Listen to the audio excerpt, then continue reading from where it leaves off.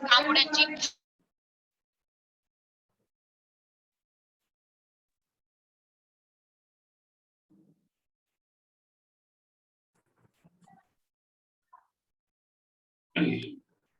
morning, Subhash sir. Nagiji. Sir, good morning. Good morning, Rajiv. Good morning. Good morning. Good morning, Negi. Yes. Sir, am I audible? Yes. Yeah, thank you.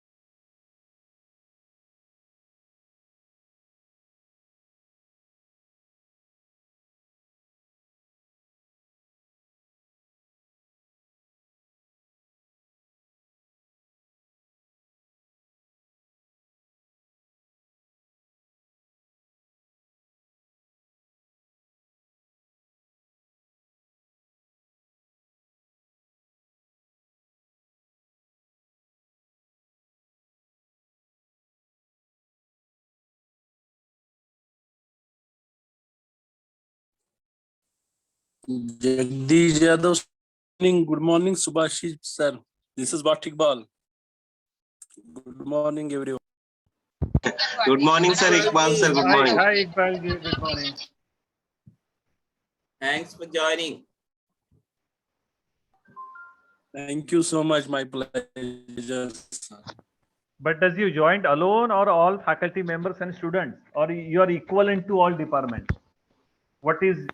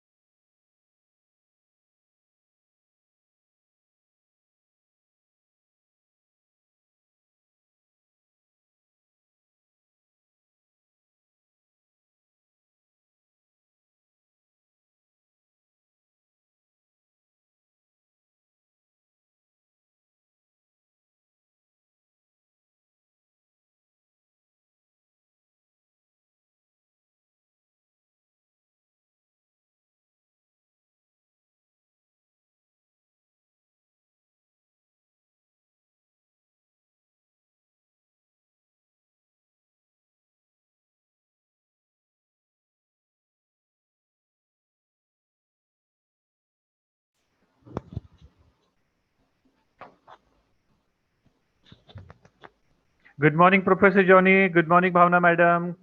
Good morning, Dr. Eric. Good morning, Professor Jagdish Jadhav. How are you? Ji, madam. Thank you very much. Am I audible? Yes, you're audible. You're audible. Thank you. Thanks for joining. Yes. Hi, good morning, Dr. Professor Yadav. Hi. Good morning, Dr. Johnny. How are you? Can you hear me? Can you hear me? Yes, well? you're audible. You're audible. You're audible. Okay, thank you. Good morning, Yes. Johnny. Good morning, Hey, good morning, Eric. Subhash. Hey, Subhash, how are you? Yes, I'm good. Good to see you, Eric, here. It's good to Good see you morning. too. Yes. been a long time. Yes, after a long time. Well, I'm looking forward to it. Good morning, everybody. Good morning.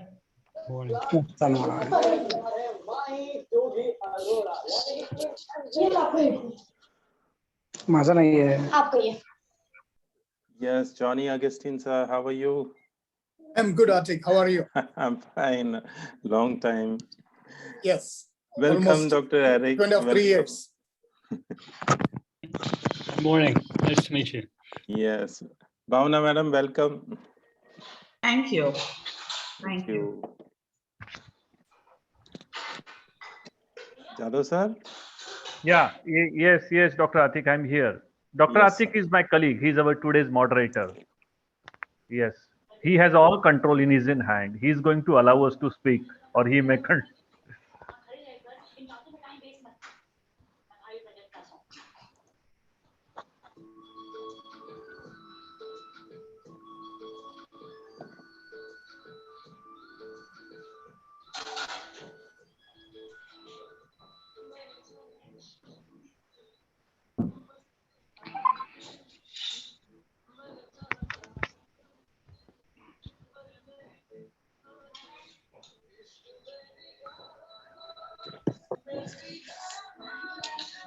Oh my God.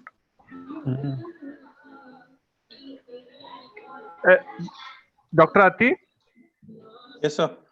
are you operating this Zoom one? No, sir. Anupji is operating. Okay, yeah. But suppose I'm listening this song, so you can make it unmute, no? Yeah, I can. Or you can mute it. Yeah. So that control is with you, no? Okay. Fine.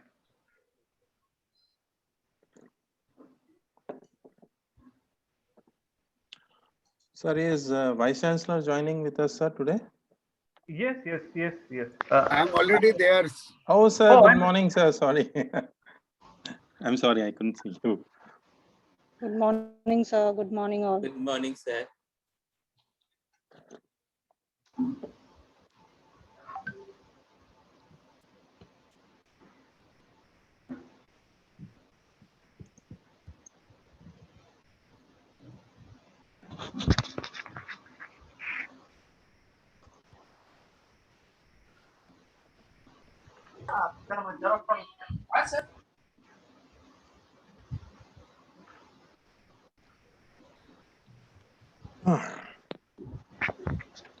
Welcome address. Dr. Atik, can we start? Because people may join as per as they get in or as per their convenience. We need to start. Yes, sir. Ji.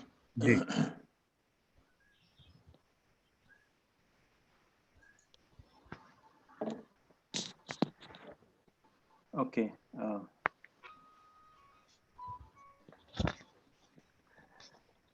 Yes. Good morning, everybody, and a warm welcome. Honorable Vice Chancellor, Sir, Professor Neeraj Gupta ji, Dean of School of Social Sciences, Professor Jagdish Jadhav ji, and HOD, also Professor Jagdish Jadhav ji. Noted speakers, invited speakers, Dr. Eric, Professor Johnny Augustine, Professor Bhavna Mehta ji, my dear colleagues, my dear students, and all the participants, welcome you to the Professor Chandrakant Puri Memorial Foundation. I take pride in being the host on behalf of the Central University of Rajasthan, Department of Social Work, to organize this Professor Chandrakant Puri Memorial Foundation. Indeed, it is a pleasure to receive the members of the Professor Chandrakant Puri Memorial Foundation. Welcome all the members. I should really thank Dr. Jagdish Jadhav for initiating this process and bringing in this notable speakers from different walks of, different countries. Welcome all. I would request Professor Jadhav to take over and give the welcome address and share the concept note of this webinar. Professor Jadhav ji. Yeah, thank you. Thank you, Dr. Atik. Am I audible, Dr. Atik? Yes, sir. Yes, sir. You are audible. Yeah. Honorable Vice Chancellor of Central University of Rajasthan, Professor Naresh Gupta, sir. Distinguished speakers of today's webinar, Professor Bhavna Mehta, Madam from Faculty of Social Work, Maharaja Sayajirao University, Baroda, Gujarat. Professor Johnny Augustine from St. Ambrose University, USA. Dr. Eric Anthony Desmarais from Okayama Prefecture University, Japan.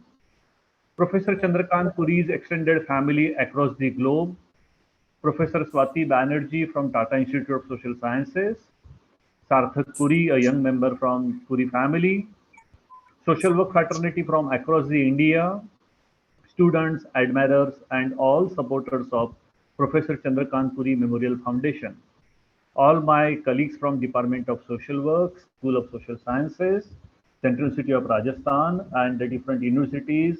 I'm seeing my former HOD, Professor Vilas Bed, Iqbal Bhatt, and many colleagues from Jamia Millia, Delhi University, Sudhir Maske, and all my esteemed colleagues from different universities, and most importantly, my beloved student community. With immense gratitude, I welcome all of you. Our Vice Chancellor, a strong supporter of civil society initiatives, ardent follower of decentralized approach, and a strong motivational force for all of us. Not only graciously, he permitted us for holding this webinar on the invitation of Professor Puri Memorial Foundation, but we all the faculties at Central University of Rajasthan always count him and anticipate his support, his guidance, and his encouragement. I welcome you, sir. I welcome Professor Naresh Gupta. Professor Bhavna Mehta, Madam, she herself, her faculty and students are doing a very phenomenal work during this global pandemic situation. Madam, you were our first natural choice for chairing today's webinar. Thank you for accepting our invitation and being with us. I welcome you, Madam. Professor Johnny Augustine, understanding his generosity, Department of Social Work has a privilege to always count him as our common friend. He is here by his professional authority and conviction for the topic. I welcome you, Professor Johnny. Dr. Eric Anthony Desmarais, my recent friend, and Dr. Subhashi's old friend. In fact, Dr. Eric is a major instrumental factor for this webinar. He and Dr. Subhashis have conceptualized this webinar. They put it into a more academic perspective. I welcome you, Dr. Eric. Now you are a common friend for all departmental faculty here. Thank you. Yeah, I should not forget to acknowledge the support and guidance from Professor Swati Banerjee from Tata Institute of Social Sciences. Earlier, she used to enjoy the backseat work, but I'm thankful to her for collecting all courage. And behind the physical presence of Professor Puri, now she's in role of friend, philosopher, guide for all of us.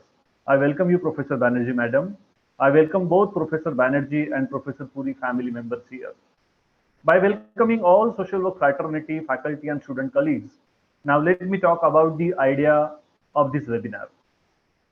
After the sad demise of Professor Puri on 7 June 2019, we, the family members of Professor Puri and Professor Banerjee, took almost 1 year time to accept the fact about Professor Puri.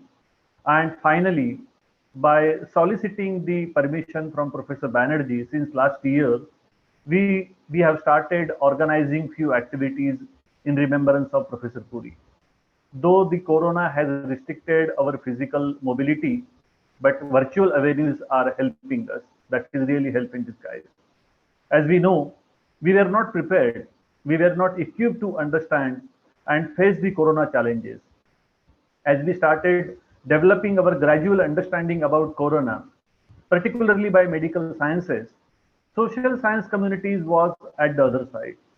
At appropriate time, social sciences have also visualized its role, understanding the diversity, plurality, complexity, structural inequality of our country. There was a great challenge before all of us. Across the globe and across the India, social work communities started coming forward and offering various interventions like the aid management, telecounseling, risk communication, propagating social vaccines like the using a mask, then sanitization, appropriate health behaviors, behavior change communication, and then started dealing with the various mental and emotional health issues and many on. I'm seeing my colleague Dr. Subhashis is doing a very phenomenal work, particularly we are having a mental health committee at my campus.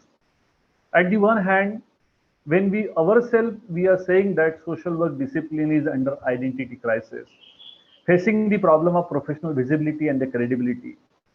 The sporadic work across the country by social work communities was the testimony was the testimony of its existence. Initially, there were some problems, and still there are some problems. But by the contribution made by social work communities, people started realizing and recognizing that social work communities, they are making some contribution. And I have a strong faith in my humanitarian profession that either today or tomorrow, we will be more reasonable, more responsible, and more accountable. As Corona brings forth many challenges, Corona has also brought before us many opportunities. The amount of digital advancement has minimized many boundaries. Taking one example, as I am having two colleagues from America, the Abha Foundation of America, in collaboration with our local NGOs, Rajasthan Mahila Kalyan Mandal, which is our fieldwork partner agencies, doing an excellent work here in Ajmer district. And there are countless initiatives across the globe. And probably today's webinar will take a critical appraisal of what we are doing. And this webinar will certainly offer us a way forward for more organized mechanism for the coming challenges. And that is why Professor Bhavna Mehta, Johnny Augustine, and Dr. Eric are here. I had an opportunity to work with Professor Puri at various platforms, at various institutions, even at different universities. I'm very much sure if Professor Puri would have alive, he would have explored more creative arrangement during this crisis situation. As my other colleague, Dr. Prakash from Tilak Maharashtra University, he's going to screen a very short movie about Professor Puri and going to talk about Professor Puri and Professor Foundation. I should not take your more time, but only one line about Professor Puri, that I have seen Professor Puri in exercising with minimum resources for maximum benefit. He was very creative, highly energetic, a true friend, motivator, guide, and what he was not. Today's webinar is in his remembrance, which is timely relevant, socially significant, and globally concerned.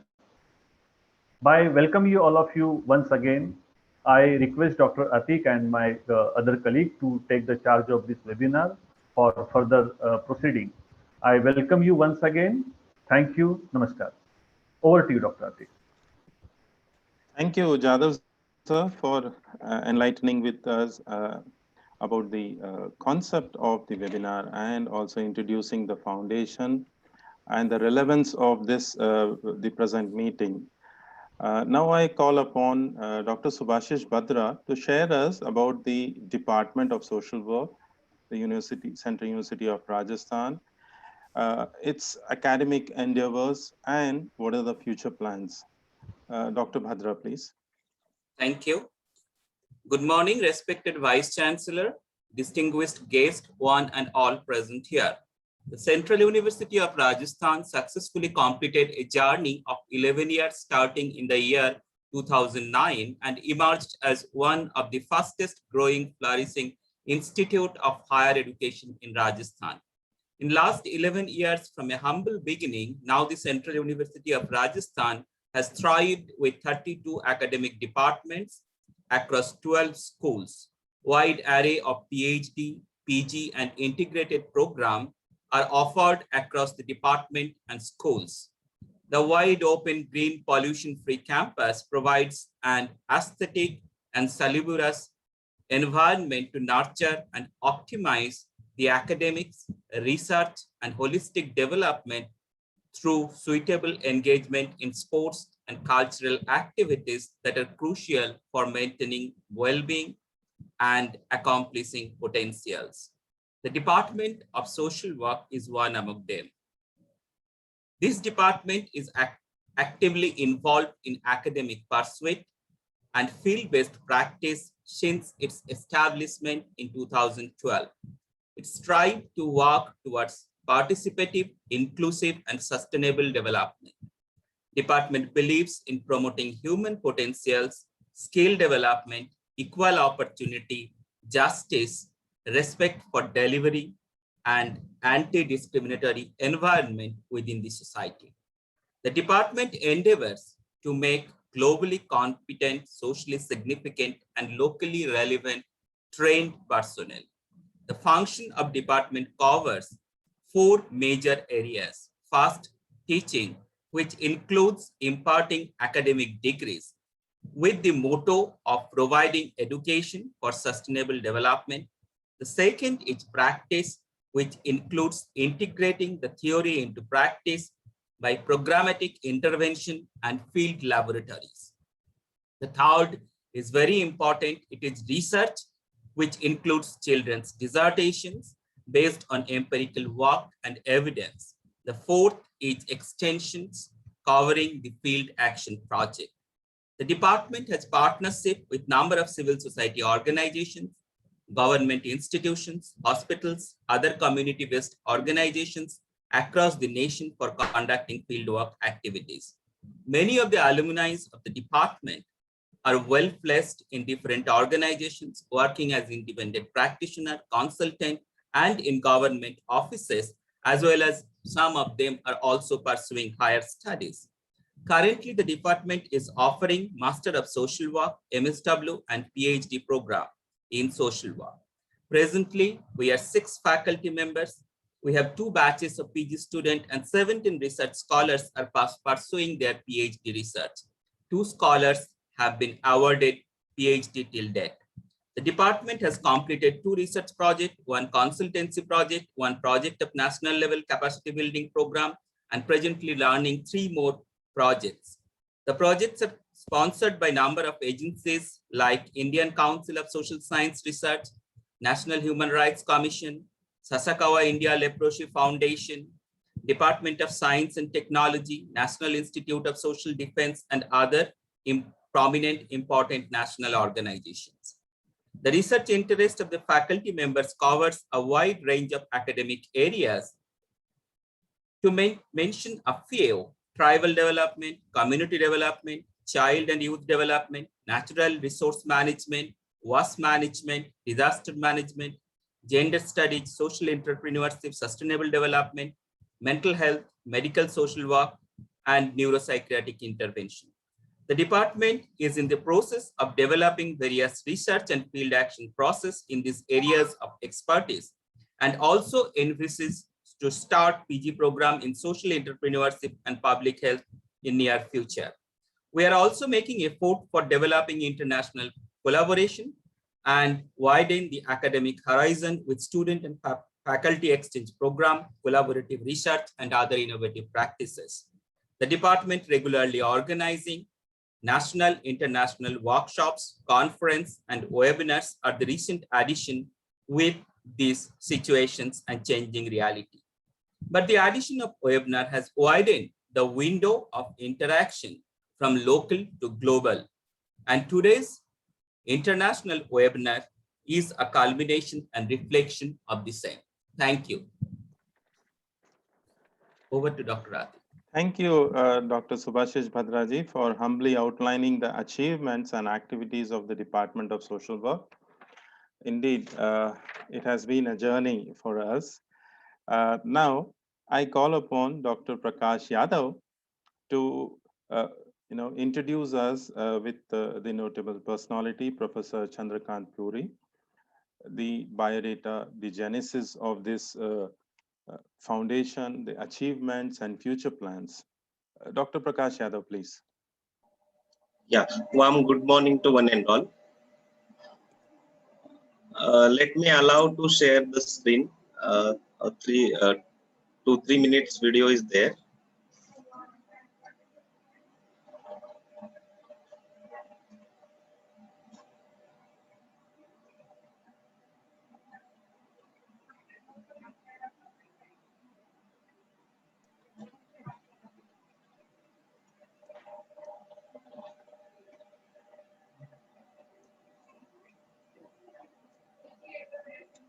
Yes, Dr. Prakash, you can share.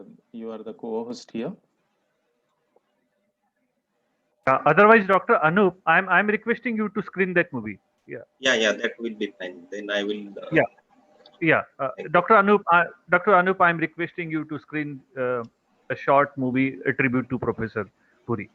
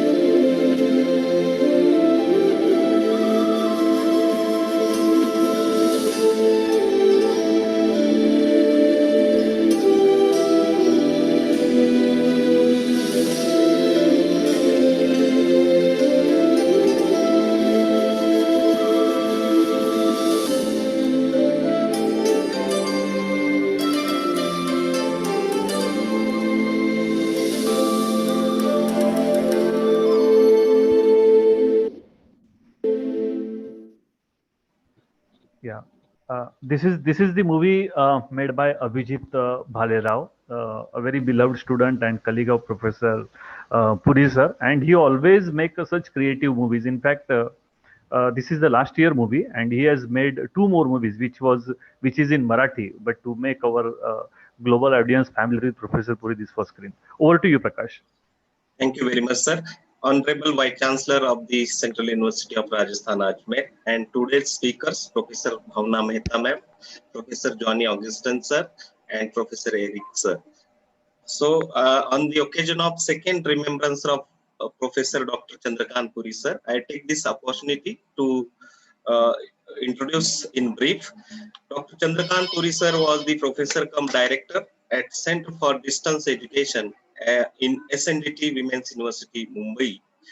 Prior to this, sir was a chair professor at Rajiv Gandhi Center for Contemporary Studies, University of Mumbai. After completing master's studies in social work from TISS, sir had started working with full-time professional social worker with the primitive tribal communities in Raigad district of Maharashtra in the year 1993. Then where sir has established field action projects like uh, self-help housing project, and significantly it was nominated for the World Habitat Award in 1995. In the entire project, sir has completely transformed two tribal hamlets by constructing around 200 houses for tribal people. Dr. Puri was also working as a field instructor for MA in social work students of TISS, and Sir has conducted a research project of migration of Kathri tribes. Considering Sir's commitment and passion of working with socially excluded communities, who lead him established the Center for Study of Social Exclusion and Inclusive Policy in SNDT Women's University, Mumbai, where Sir had worked as a founder professor cum director for the same center in 2009 to 2013. Sir was nominated for Rajiv Gandhi Chair in Contemporary Studies at the University of Mumbai, which he had joined in February 2013, where Sir had conducted several policy and field action research studies and projects and organized a number of public policy dialogues, seminars, conferences, and workshops on the theme of contemporary social issues. Very significant contribution of the Sir Professor Puri was that he had started the Master of Social Work program in the University of Mumbai. Besides this, Sir was the recipient of several awards such as Asiatic Postdoctoral Fellowship. Along with awards and fellowship, Sir had awarded a gold medal for MA in Social Work in 1989-90, as well as Sir had awarded as a Young Professional of Commonwealth of Learning Award and Internship by the Commonwealth of Learning Canada. Besides this, Sir has awarded with the Karmavir Puraskar, Pandit Rahul Sanskrutayan Puraskar of 2014, Parivartan Puraskar in 2017, Shabdagandha Puraskar in 2018, and very significantly, Sir has awarded an award for Karyakartyachi Diary, which is the one of the Marathi literary book. And of course, Sir has traveled worldwide to present his research work and contributions at global level. As well as Sir has authored 7 edited books, published. Sir was published his more than 50 research articles and papers, and Sir was an eminent research supervisor, and under his guideship, many of the students were doing doctoral studies of studies in the social work and social exclusion and inclusive studies. Sir had conducted 15 major research projects with the government organizations, non-government organizations, and international agencies too. And last but not the least, Dr. Puri has been actively involved in organizing and uniting nomadic tribes and denotified tribes in Maharashtra, and Sir was the advisors on various forums, networks. Very significantly, Sir was appointed as a member of expert committee on DNT by the National Commission on NT, DNT, and semi-NT communities by the Government of India. As we know that Sir was the public speaker and he had delivered more than 500 lectures. And very importantly, Dr. Puri Sir was the folk singer and heads research and training with of Akhil Bharatiya Marathi Sahitya Parishad. Concluding with this brief introduction, I would like to highlight very few points regarding Dr. Chandrakant Puri Memorial Foundation. The objective behind this foundation is that to work for the marginalized communities and to fulfill the dreams of the Professor Chandrakant Puri sir. And in continuation of last year's symposium and workshop, some of our fellow colleagues have taken initiatives such as in the Central University of Rajasthan, Dr. Jagdish Jadhav sir and his team are working with 8 rural communities in rural Rajasthan. I personally, Dr. Prakash Yadav, is working with the Department of Social Work. We had adopted 2 tribal communities and established 2 field action projects. And very significantly, we have started fellowship for the master's students in social work discipline. And this year, our fellow colleagues, fellow members from this foundation are going to start the research fellowship for the BSW and MSW students. And personally, I used to say to Professor Puri sir, indeed, sir was a hardcore teacher, eminent researcher, eminent speaker, And personally, I used to say to sir was a Lok Guruji who had taught a lot of people. Indeed, from the Dr. Chandrakant Puri Memorial Foundation, on behalf of Department of Social Work, Central University of Rajasthan, organizing committee, Puri family, Banerjee family, and all the fellow distinguished participants, we pay a humble tribute to late Dr. Chandrakant Puri sir. That's it from my side. Thank you. Thank you, Dr. Prakashji, for introducing a very notable personality in the field of social work. Indeed, it shows the contribution and commitment of Professor Puri towards the profession on the whole. It is no wonder that he has inspired so many social work professionals, and his legacy continues. Now, before we go into the seminar or the webinar itself, I would call upon my colleagues to introduce the notable speakers. I call upon Dr. D.P. Negi to introduce Dr. Eric Anthony Desmarais. Dr. Negi. Thank you, Atik sir. Good morning, everyone. And let me extend my welcome as well. As we all know that the entire world is screaming under the pandemic, which has brought out the unprecedented changes in the social, economic, and the political realm of our life. The education sector has also not remained untouched, especially practice-based professions such as of arts. Hence, to know the current as well as future implication of COVID-19 pandemic on our profession, ladies and gentlemen, we have eminent speakers among us to deliver on such topic or contemporary relevance.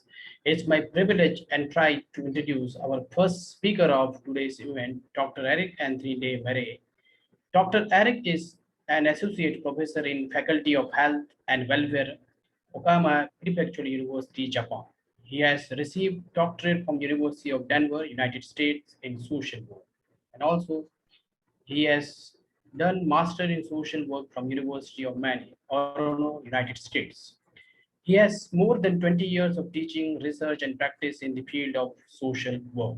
He is a towering figure in his field and person with astonishing intellectual range. He has published numerous research articles in various international and national journals. Besides, he has delivered various distinguished lecture and invited talks at various national and international universities on various occasions. His research interests include technology, globalization, education, and social environmental justice, increasing student self-reflection, immigration, immigrant and refugee integration, human dimension of climate change. His talk today is titled Developing Global Social Work in the Post-Pandemic World. So, ladies and gentlemen, please join me in welcoming him in his webinar. Thank you. Thank you, Dr. Negiji. Now I ask Dr. Rajiv MM to introduce Professor Johnny Augustine. Yes, sir. Yeah. Thank you, sir. Yeah, humble pranam to Professor Chandrakant Puri, sir. And it's my honor to invite an eminent academician and my great friend, Dr. Johnny Augustine. He is the second speaker of this international webinar. And he's currently professor at St. Ambrose University in Davenport, Iowa, USA. Talking about his academic pursuits and achievements, he received his Master's Social Work degree from Sri Shankaracharya University of Sanskrit, Kerala, and his MPhil from National Institute of Mental Health and Neurosciences, NIMHANS, Bangalore. After receiving his PhD from University of Denver, Colorado, Dr. Augustine joined St. Ambrose University, where he currently teaches courses in social welfare history, social policy, and empowerment practice. Dr. Augustine's current research and advocacy focuses on the complex interaction between poverty, disaster recovery, and social policy, with an emphasis on empowerment-oriented social work practice. He recently co-authored an article with Enid Cox entitled "The U.S. Criminal Justice System, a Role for Radical Social Work" in the Journal of Progressive Human Services. He served as the chair of the Council on Global Social Issues at the Council on Social Work Education from 2017 to 2020, and currently is a member of the Commission on Global Social Work Education at Council on Social Work Education. So let us invite Dr. Joni sir to this international webinar, and I am sure that his thoughts and experiences would leave a long-lasting impression on us. Thank you, sir. Thank you. Thank you, Dr. Rajiv, for inviting Dr. Johnny Augustine. Now I call upon Dr. Shezi Ahmed to introduce Professor Bhavna Mehta. Dr. Shezi, please.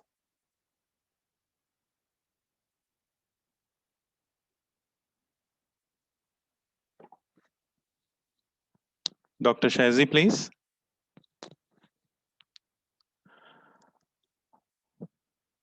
Okay, I think Dr. Shezi is unable to speak here.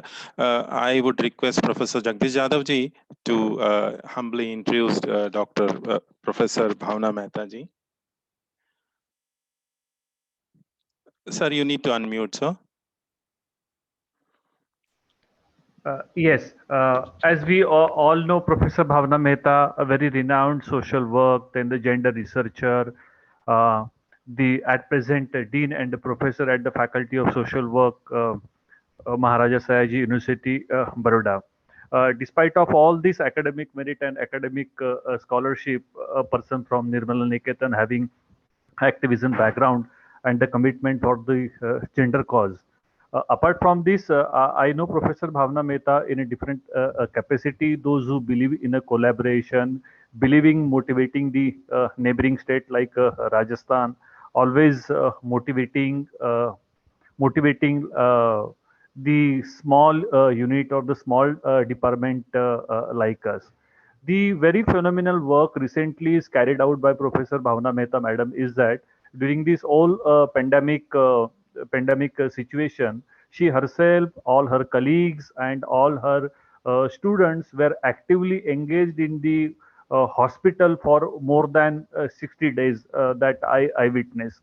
I also feel very proud to bring everyone's notice that recently the one-stop center been inaugurated by Parimal Vyas, her Vice Chancellor at the university. A wonderful researcher, a wonderful academician, more importantly, a nice human being, and a very cooperative human being among us.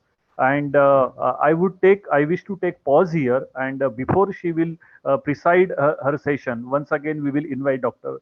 Sezi to academically introduce Professor Bhavna Mehta Madam. So till that time, it was a stopgap arrangement. Then over to Dr. Atik. Yes, sir. Thank you, sir. Is Dr. Shezi available? Me and Dr. Sezi will introduce Bhavna Mehta Madam before she take over. Okay, sir. Yeah, Okay, you sir. please go Thank ahead. You please go ahead. Yes, sir. Thank you very much for briefly introducing Professor Bhavna Mehta. Thank you all my colleagues for introducing the resource persons. This entire webinar is presided over by our Honorable Vice Chancellor, Professor Neeraj Gupta ji. So this university is functioning under his active leadership. There are a lot of adjectives we can add. He's an architect, he's a researcher, he's a trainer, he is an inspirer for all of us. He always stays with us, encourages us to take over such kind of activities. Without much delay, I would request Professor Neeraj Gupta ji to come on stage and share some words of wisdom, please, sir. Thank you, Dr. Atik, Dr. Jagdish Jadhav, all the dignitaries. So we have this very distinguished gathering here, and I'm really delighted to welcome the great speakers for the day, Professor Bhavna Mehta, Professor Johnny Augustine, and Dr. Eric. Dr. Eric, let me tell you, I mean, I do a lot of web crawling, and I came across some of your music albums a couple of months back. I did not know that, and I was really overawed that how can a person of academics be so deeply involved in music. So that sensitivity of the music that comes to with the social work is, I think, a very critical facet of yours. And that was, I think, an important introduction was missed out. So all of you who have find time after this conference, please visit his music albums, or maybe he can put up a tone or two during this conference itself. That will be very, very important. Music is a very good socializing agent, that's one thing really binds. And the other important facet that we learned is the life and times of Dr. Chandrakant or Puri. I also recall that pardon me if my memory is wrong, I think it was 94, 95, whatever, the time when this tribal housing program was led. I think originally it was a Tata Institute of Social Sciences driven program, and Professor Puri was leading it with a group of scholars. And we do remember that as an architect, there were some of the studies that we did, that how they organize self-help groups, mobilizing everybody. So it was a team of architects, social planners, and the tribal people. So the need assessment of the requirement and the kind of use of local material. And I wish we could replicate something of that kind here. So the one thing common to all the luminaries that we see here is they are truly multidisciplinary people, people with diverse taste, people with variety of interest and a commitment. And I think that is critical to the social work. I mean, to tie up or bind social work in one stream is, I think, one of the biggest mistakes that we ever do. I mean, I believe that every department of ours, every branch of us needs to be getting involved into the social work. And that is one major role that one can play. That, I mean, each one of us has to contribute back to the society, and that is important. It's like you don't have to be a health specialist to be visiting hospitals and doing things. Yes, maybe the techniques for mobilizing people, techniques for binding people, techniques for expanding your horizon of thought process, those things may come from the study of social work, but I believe that a lot of things can be done with a collective gathering. And we see all these things. I mean, if you look at Johnny's work or Professor Puri's work or Dr. Bhavna, whatever she did, really commendable, and something that they're living contribution. I mean, they're providing this living examples to all of us. It's not about theory or it's about something else. And it's important because the pandemic of this kind cannot be handled by just one set of specialists. And people are already well aware that it's not only medicos and scientists and pharmacists who are doing it. I mean, I think a very big role has been played by the people from the social work, and especially those who are providing counseling support to them. Various kind of mental distress that people had. I mean, one of the biggest challenge is the post-COVID recovery. And that is where I think a lot of work can be done by there are n number of places where people can work. I mean, whether it is calling of girls dropping off the school, or the parents not being able to pay a fee for their children, or orphans because of COVID. And I mean, all those are but I'm saying even those people who have survived, they desperately need a support, not for one, but for a long time. And that is something very, very important area. And probably certain curriculum changes in terms of what we teach our social work students will become important. Probably Eric could help with that. If I recall, he has been an expert committee member on some social sustainability aspects of curriculum development. So I think one of the very precious resources we have today, and a lot of things will come up out of this. And I really believe that whatever emerges out of this international conference and seminar, if we are able to incorporate them in some form or the other to either launch new short programs, maybe courses which students of other departments can take, and more than that, people from various groups can get together and work. I mean, why can't the students of social work department work with a group of architecture students, and we have a project which can run through a semester?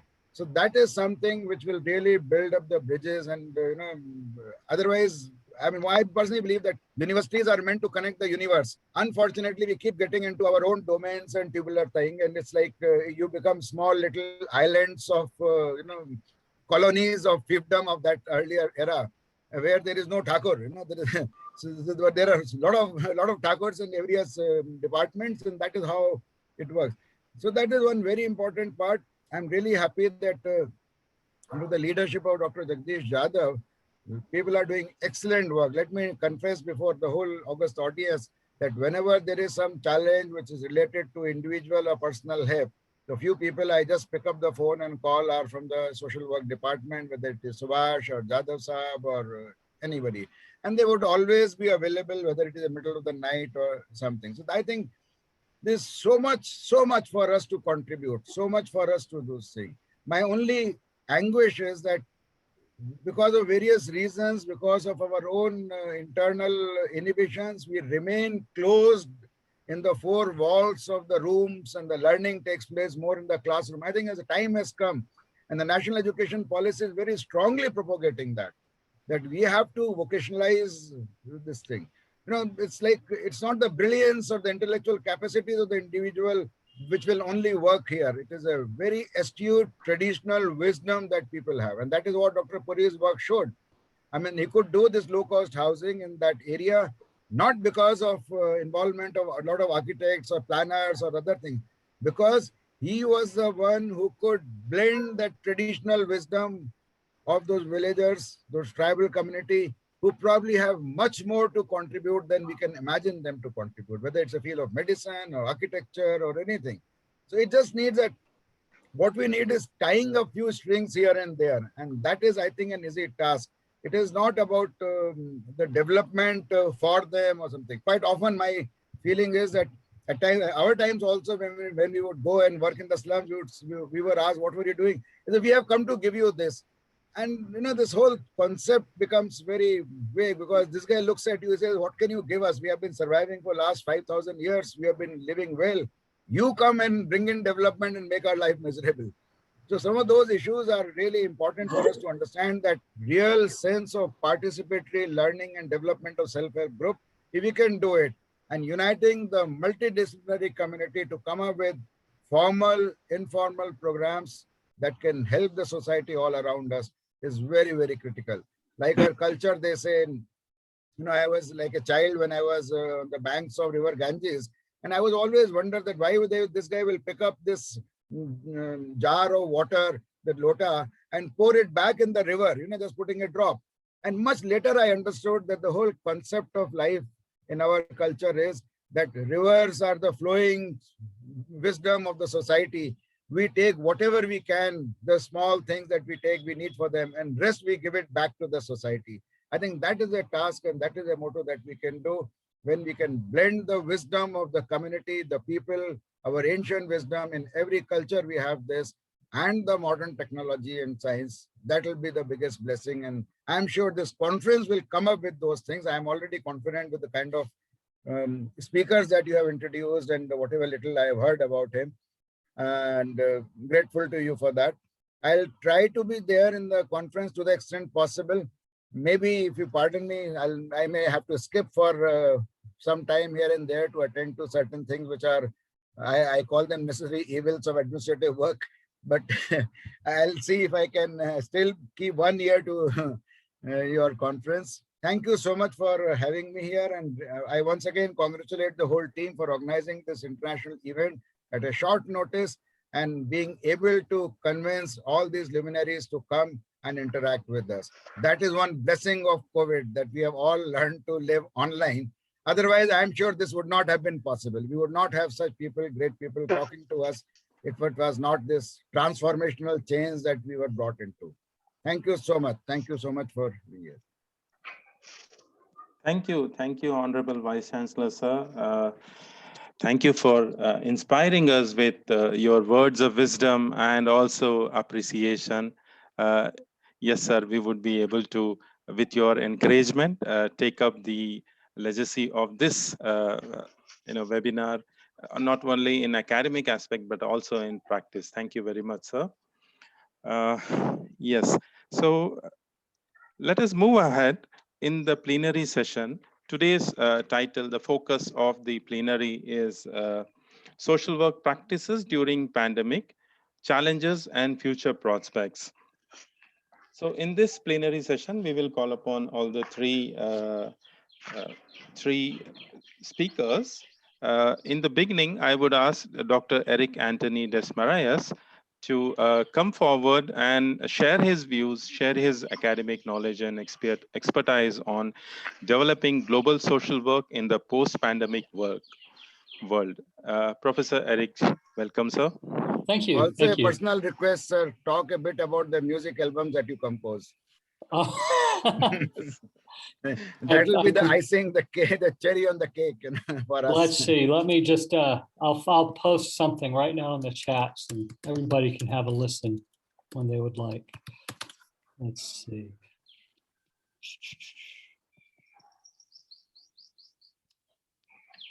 So as most of you probably know by now, I'm from the United States and I live in Japan. This is my second time to live in Japan. My wife is Japanese. Studied in America for quite a while. Let's see.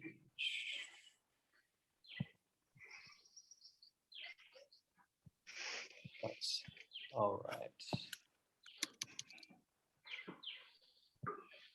I will put this in the chat feature.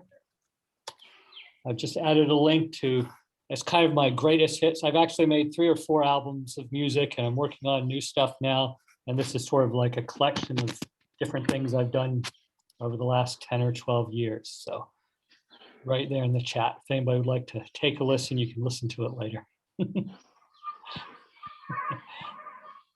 All right, so is there a way to share my screen? Let's see. Okay, there we go. Share screen. There, can everybody see my slides okay? Yes, sir, we can. Okay, wonderful. So my topic, developing global social work in the post-pandemic world. You heard a little bit about me. I'm associate professor at a small prefectural university in Japan. Before that, I lived in Sendai, Japan, and I'd started a mental health counseling services for foreigners in English. Before that, I was studying at the Graduate School of Social Work. And also I took a lot of classes in Korbel School of International Studies at University of Denver. Before that, I lived in Maine and worked as a clinical social worker and a community mental health worker in Maine. And I got my master's degree from the University of Maine.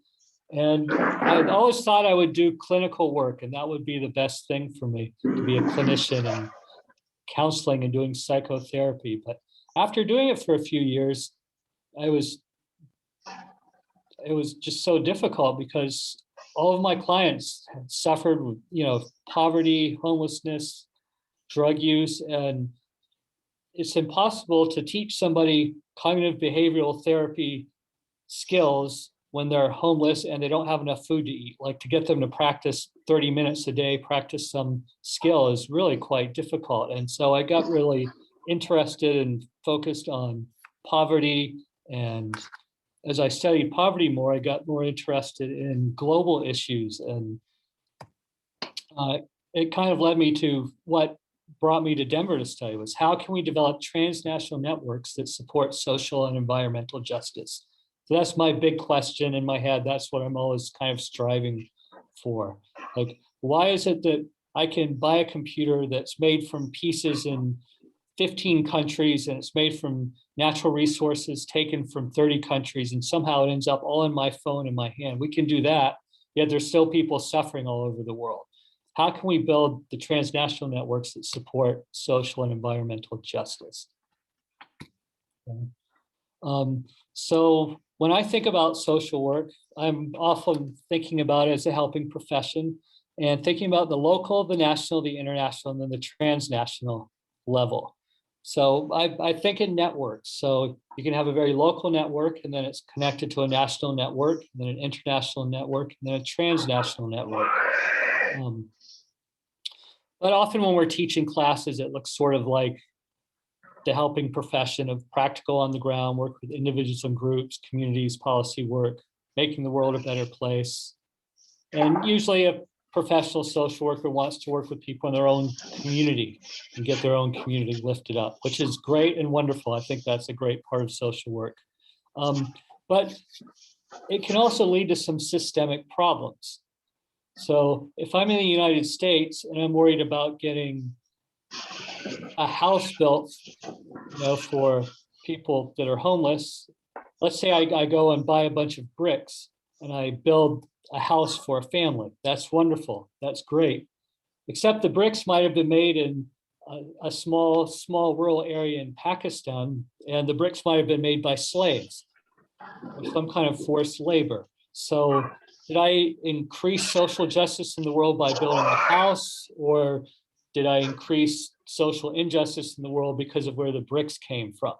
So there's this balancing of networks that I think social work really needs to pay careful attention to. And I think we're the best profession for doing that. So thinking of like different kinds of issues from that perspective, migration. If you have people move to a new area, of course they need local services, but you also need to think about, why are the people leaving their home country and coming to your country? What's the reasoning behind that? What are the forces at play? What are the social forces, the economic forces, or the environmental forces at play?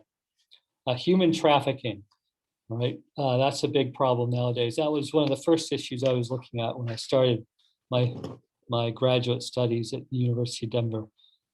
Forced labor, economic inequality, global inequality, climate change. These are all huge problems that affect local areas, but somehow we need to look at them from a global perspective, and we need to build up systems that can address them from a global perspective.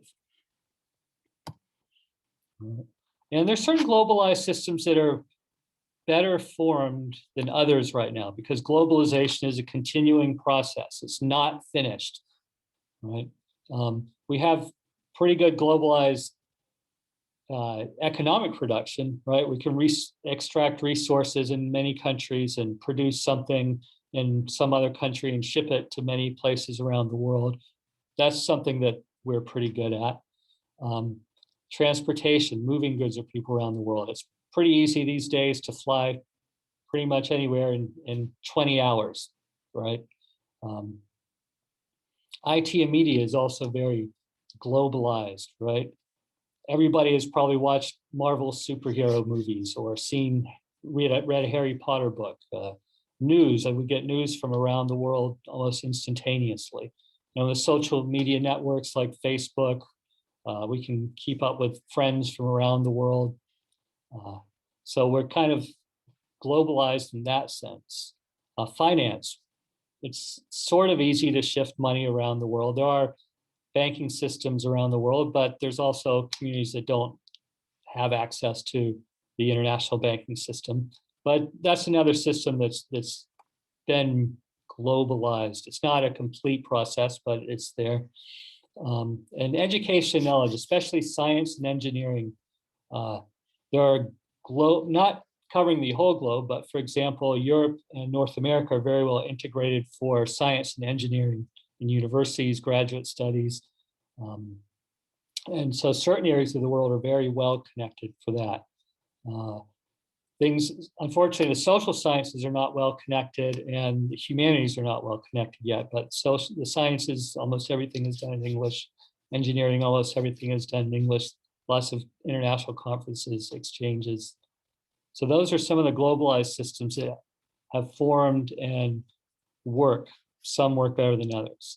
We also have some very underdeveloped global systems, judicial systems and governance, right? Like there's European United Nations, the European Union, NAFTA, TPP. These are systems of governance, usually around trade and economics. But we don't have a good global system yet in place that's fair. We don't really have good global law enforcement. So we have problems with arms trafficking and human trafficking, mainly because it's hard for law enforcement to collaborate around the world. The labor organizations are broken up. Even though we have transnational production and a very strong transnational corporate business system, we have a very poorly organized labor organization system for the world. And than social welfare. You know, social welfare, the way it works in the United States and Europe, you know, that's, you know, there's still tons of places in the world where that's still being developed. So those are some underdeveloped global systems. And so today I was kind of thinking post-pandemic, what could we talk about today that would be interesting? And I was reading about Professor Puri, and his work on social inclusion was just so big and so amazing. I thought that would be a good topic to think about for analyzing global social work, for thinking about global social work. And thinking about global inequality, social inequality, economic inequality. We know that the pandemic has hit everybody in the world, and everybody is suffering, right? If we look at income, global per capita income has fallen. The virus could push 40 to 60 million people into extreme poverty this year, especially sub-Saharan Africa and South Asia, hardest hit areas. Half of working people could lose their jobs in the next few months, and it could cost the US, the global economy, up to $10 trillion US. And then 265 million people will face crisis levels of hunger. So definitely a bad effect on the whole world. Well, not the whole world, not really the whole world, because there's that upper part of the world. There's the top 5 billionaires whose wealth has increased 26% since the pandemic started. And the combined wealth of all the US billionaires has increased by 637 billion US dollars, now totals 3.6 trillion US dollars, which is more wealth than all of Africa has. So wait a minute, it's a pandemic, everybody lost. No, not everybody lost. Some people gained a lot from the pandemic. Right, Elon Musk gained quite a bit. Bill Gates has gained quite a bit. Warren Buffett, they've gained quite a bit from the pandemic. So what do we need to do about that? And that's where I think the global social work part comes in. Now, what is global social work? There's things that it's not. This came from this man named Dr. Wallerman. I believe he's from Switzerland, and he's writing about transnational social work. And he distinguishes pretty clearly between what is transnational or global social work and what's not. So he says just comparing social policy frameworks in different countries is not really global social work, or looking at training curricula in different countries isn't global social work. And exchanging students and teachers and practitioners is not global social work. And international cooperation for training is not global social work. Wow. And an international social work conference is not global social work. And social work in international NGOs may not be global social work, although it might be. And social work in national NGOs or government organizations are not global social work unless certain conditions are met. And the same with multicultural social work. So wait a minute, I thought I was talking about what is global social work. Here's what it's not. Think about what it is. If we think in an international framework, if we think of what kinds of frameworks are available at this point. We have the United Nations and its NGOs. There are NGOs that are not part of the United Nations but work in international contexts. And then we have national government organizations working in international contexts. All right, so those are 3 different areas of where social work is involved internationally. Right. And I'm sure some of you have seen some of these at play. So going back to a definition that Subhasis and I and our friend Sarah Bexel worked out, I think if we look at this definition of reflexive development, right? We have a social system. We have 2 or many countries all have their own social system, and we have to build links in between those social systems.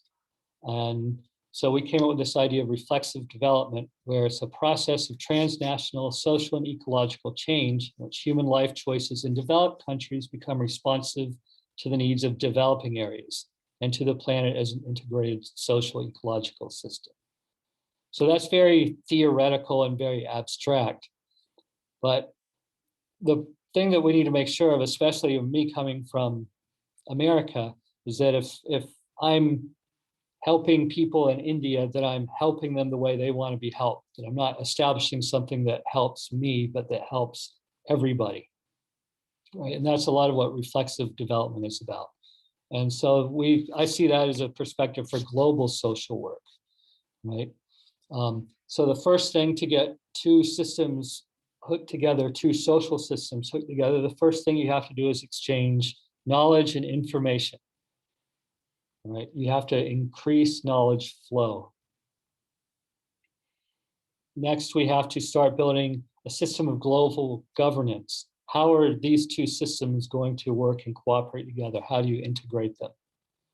And then how do you support transdisciplinary collaboration with fields such as healthcare, technology, education, environmental science, which is exactly what Professor Gupta was talking about, right? We need to get transdisciplinary groups working together for healthcare or for any kind of social inequality. So if we look specifically at social work and global inequality, one thing that we should all focus on is increasing the projects with international organizations, such as, especially for inequality, we need to look at migration, labor, and different development programs themselves.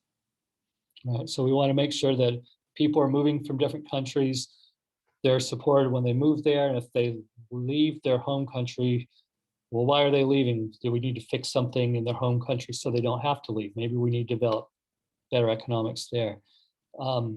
Labor organization, we need to make sure that when an economy is developing, that workers are treated fairly and that they have a democratic say in how the means of production are used.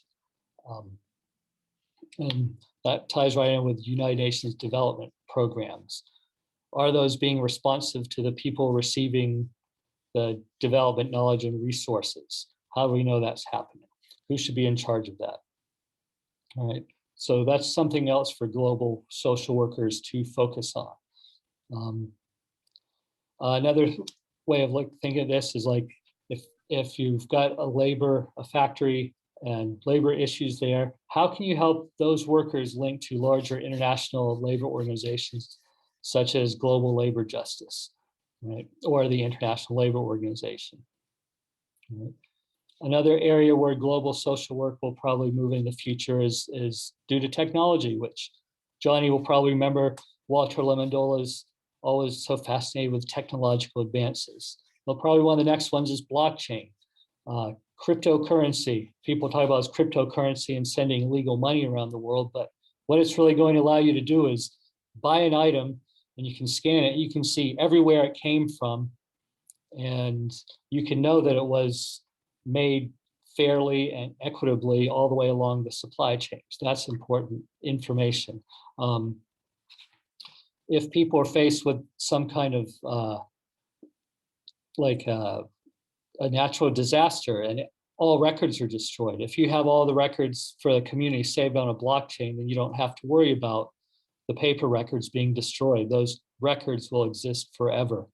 And that has a lot of impact for things like social welfare, right? Because a lot of what we do is about managing resources and who gets what and where it needs to go. And then another thing for global social work in terms of global inequality to focus on is international education opportunities, especially for women, right? So we need to increase education, helping people get more education. So that's briefly kind of what I'm interested in, what I think we should be looking at as social workers, looking for a global perspective post-pandemic, taking a look at social inequality. So thank you. Thank you, Dr. Eric, for beautifully outlining the global social work and critically explaining all the aspects of global social work. Yes, now we can invite Professor Johnny Augustine. Professor Johnny Augustine is not a new face to the Department of Social Work. I remember around 3 years back, he visited with a team of his students from his university, and we were very happy to receive him. And it was a great time. Thank you, Johnny sir, again coming back with us on this platform. Now I call you upon to discuss on COVID-19 in the US and lessons for social work practice. Professor Augustine. Before Thank you, that, can I Atik. ask Dr. Eric to stop the presentation, please? Yes, sir. Thank you very much. Professor Augustine, please. Thank you, Atik. So I guess I can share the content from my side. Yes, sir. You are a co-host, so you can share it, sir. Can you see the slide? Yes, sir. We can see, and you're audible also. Excellent. Thank you. Thank you. First, great presentation, Dr. Eric DiMaria. Thank you so much. Eric is from my alma mater, DU, University of Denver. And always I remember Dr. Lamandola, the technology guy in the department. I used to meet him when I traveled to Denver every 6 months or every other year.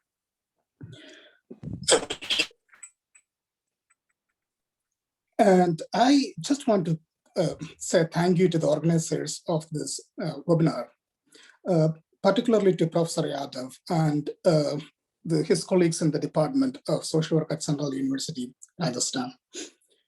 I also want to say thank you to Dr. Eric and Professor Bhavana Mehta for being here, for gathering time to be here to share their ideas in shaping a post-pandemic social work world. I also want to thank all the participants. We have around 120, 130 folks attending this webinar. I greatly appreciate for them finding the time to be here, to be part of this conference.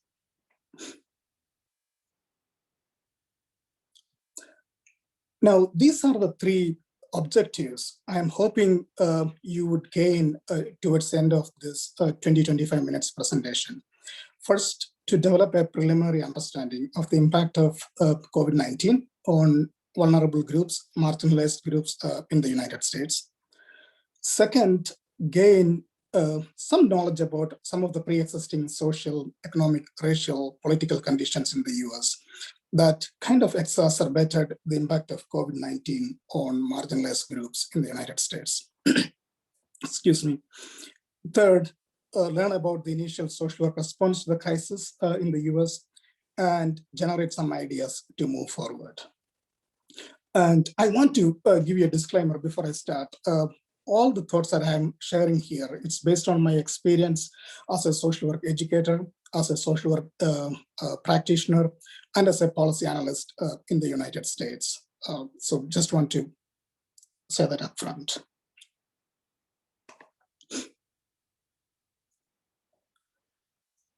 So we were dealing with these three simultaneous and interconnected challenges during the past year: rise of fascism, racial injustice, and COVID-19. First, ever since the 2016 presidential election, you must have all been watching. After President Trump won, there has been a concerted effort by the Trump administration and his Republican Party colleagues and his legislators within the Republican Party and governors across the United States to whitewash American history, erase its racist past, and derail any kind of social justice, racial justice movements in the United States that kind of provided some sort of justice to the people affected by the ongoing racial violence in the United States. What the Trump administration did was primarily imposing a censorship in the academy. So the administration, the White House, issued an executive order to identify any federal grant program that funded social and racial justice related content in public university and public school curricula. In the state where I live, Iowa, that's where I live, The state of Iowa is controlled by a Republican House, Republican Senate, and Republican governor. So they introduced a series of bills to ban the 1619 project being taught in public schools in Iowa. If you are not familiar with the 1619 project, it's a masterpiece, a brilliant work done by Nicole Hannah Jones and published by the New York Times, which is available free on the World Wide Web. Now, Trump publicly attacked New York Times for publishing the 1619 project. The 1619 project, basically Nicole Hannah Jones provided a detailed historical analysis of slavery in the United States and how slavery and racial capitalism has contributed to the present day economic system and the capitalism in the United States. Trump publicly explicitly attacked New York Times, Nicole Hannah Jones. And not only that he attacked New York Times or Nicole Hannah Jones, he also wanted, and his Republican colleagues, they also wanted to infuse patriotic content in public universities and public school curriculum all across the United States, basically to appease his neo-Nazi, right-wing, white supremacist colleagues. And I feel that this is one of the major and the most important threats that we face in this country right now. And subsequent to that, it's an ongoing issue. And you must have heard about the Muslim ban, the Trump border wall. Around $25 billion being spent on constructing that wall to prevent migrants from coming to this country. All these ensued subsequent to these efforts by the administration and his Republican colleagues. Now, the second issue is the racial injustices. That's an ongoing issue that's going on in the United States for centuries.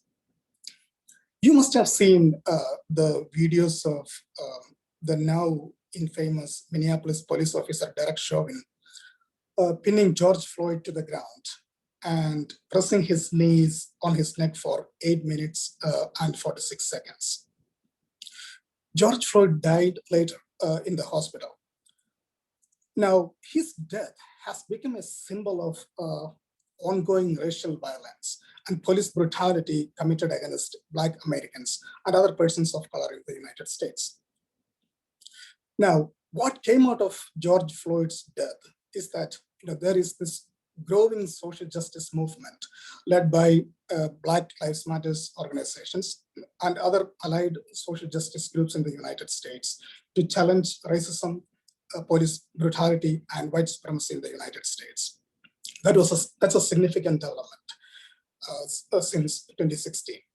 Lastly, COVID-19 and its disproportionate impact. Now, COVID-19, when it struck the United States in early February, late February, early March of 2020, one of the first reports that it came out showed that in the major cities in the United States, in Bronx, Brooklyn, Chicago, Milwaukee, Wisconsin, Detroit, Michigan, New Orleans, Louisiana, all these places, the rates of infection among Latinx, Indigenous, and Blacks were significantly higher than whites in all the major US cities. Not only the rates of infection, hospitalization rates was very high, mortality rate was very high. In fact, my neighboring city, Chicago, 2.5 hours from where I live, of the first 100 deaths reported, 70 deaths were from persons of color communities. Second, in terms of unemployment, the pre-COVID era, before February 2020, US had a close to full employment rate. Unemployment rate was 3.6%. For a minority population, it was around 4%. So total almost full employment, and then COVID struck. And the Bureau of Labor Statistics conducted a survey and issued a report in mid-June 2020, and it found that the unemployment rate skyrocketed among persons of color, 16 to 18% of the eligible workers. Whereas for whites, it was around 8%. A significantly higher proportion of people of color were unemployed subsequent to COVID. The US Census Bureau conducts a periodic survey.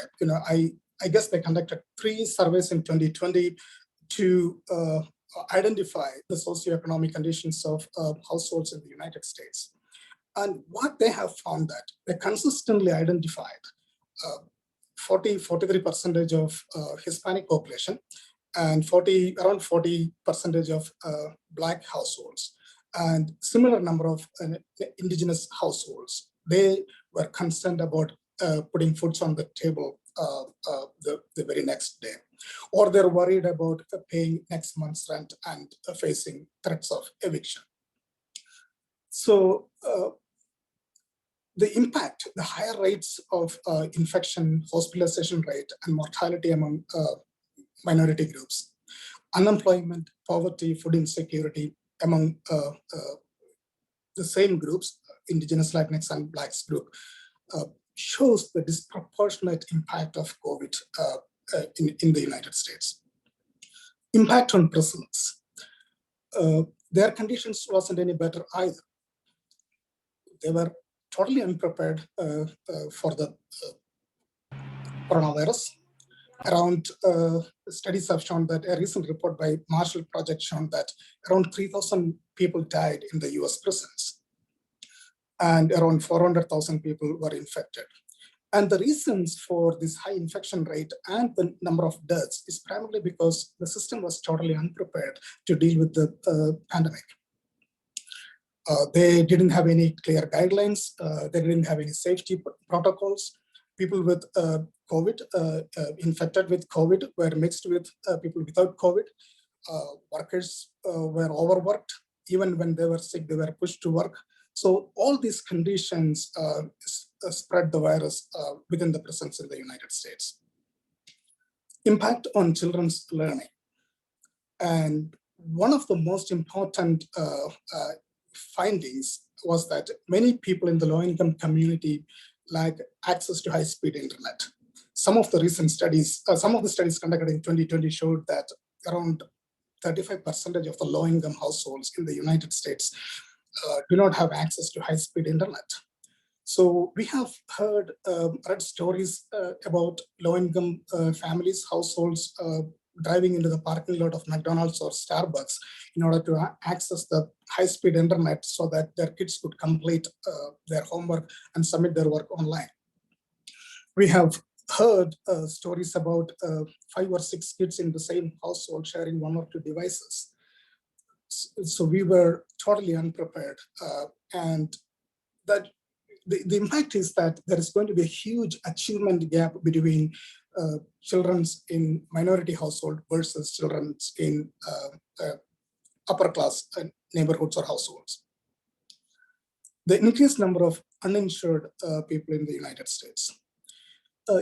If you know the health insurance system in the United States, it's primarily based on employment, employer-provided health insurance program. If you're debt poor, you would qualify for government-provided free medical care. But if you're employed, you rely on the employer-based health insurance program. Subsequent to COVID, as the unemployment rate hit so high, like 18% for the minority households, many people didn't have access to health insurance at the time when they actually needed health care. That was a huge issue, which disproportionately impacted people of color. And recent studies have shown that the vaccination rate is much higher, 1.5 times higher among whites than Blacks and Hispanics. So all these things points to the disproportionate impact of the virus on the BIPOC, Black indigenous persons of color in the United States. Now, why is this?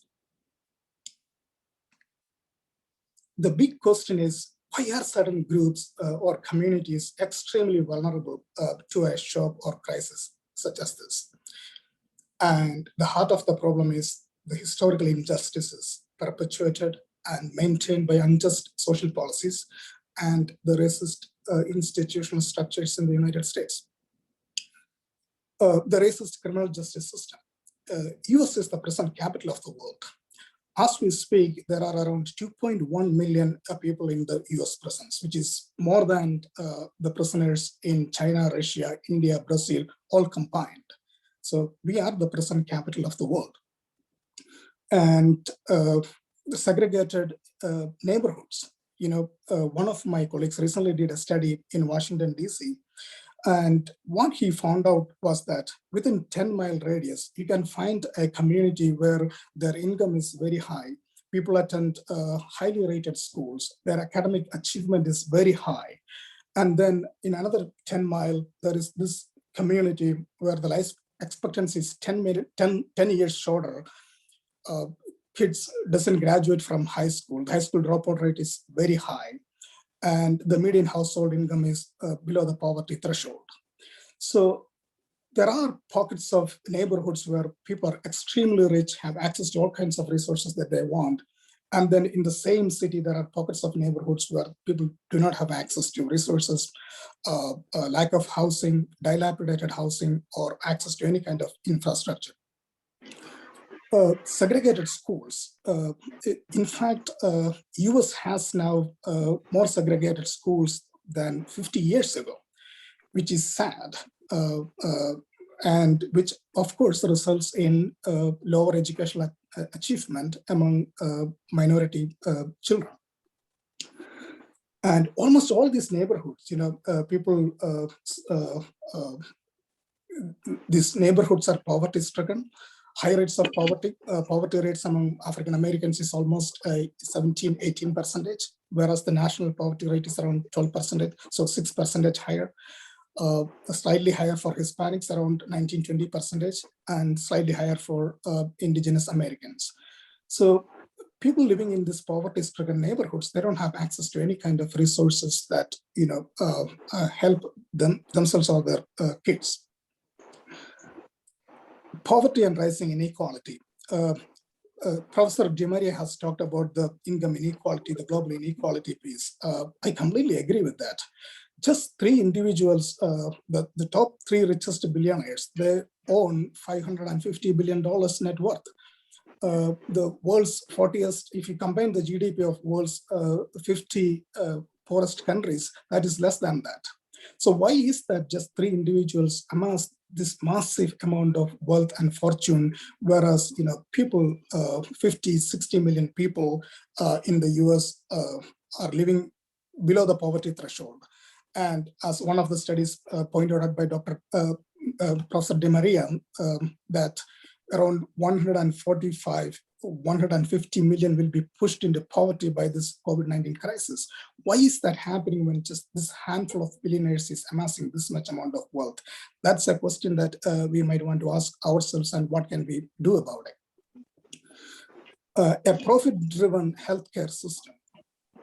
The US healthcare system is completely driven by profit. It's so sad. We spend per capita around $14,000 per capita on healthcare expenditure. We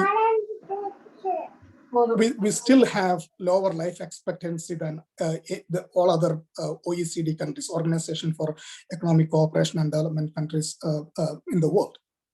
Why is that? We spent almost double that of any other country on healthcare expenditure.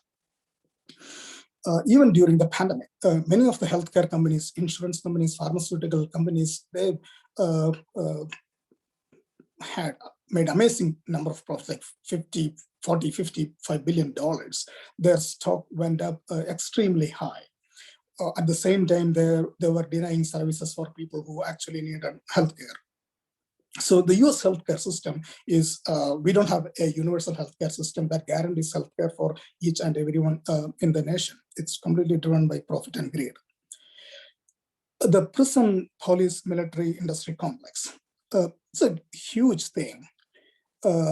US spends around more than $1 trillion on prison, police, and military. our military budget is $750 billion a year. Our police budget is $115 billion a year. Our prison expenditure, the money that we spend on our private, public, and state prisons is close to $200 billion. So we spend tons of money in murdering people, waging wars, but at the same time, we spend pennies to take care of the needs of the basic human needs of people in the country. The discretionary spending in the United States, where each dollar spent, 66 cents goes to the military budget. Only 16 cents goes to anti-poverty programs in the United States. Our priorities are quite different. The police in the United States, they murder around 1,000 people every year, and none of them go to the jail. Derek Chauvin, who killed George Floyd, that's only one exception, who's going to prison for a certain period of time. But other than that, none of the police who murders anyone, any citizen, which is primarily people of color, they never go to prison. Now, that all these evidences that I presented points to the main point I want to make: the failure of capitalism as an economic system. So we have a handful of billionaires making this atrocious amount of money, but at the same time, we have so many people living on $1.25 a day. We have countries facing famine, countries like Yemen, Ethiopia, Iran, Venezuela. Even during the pandemic, they were struggling to buy food and medicines. Why is that? If capitalism, how do we define progress? If capitalism has advanced us forward, we shouldn't be having issues meeting basic human needs. But that's not the issue. It's not just an issue in the developing world. It's an issue in the developed world. In the United States, we have around 140 million people are either living below the poverty line or living close to the poverty threshold, just struggling almost every day to make ends meet. Now, what was the social work response in the United States following or during the COVID? There were a lot of unknowns and uncertainties. We didn't know what to do.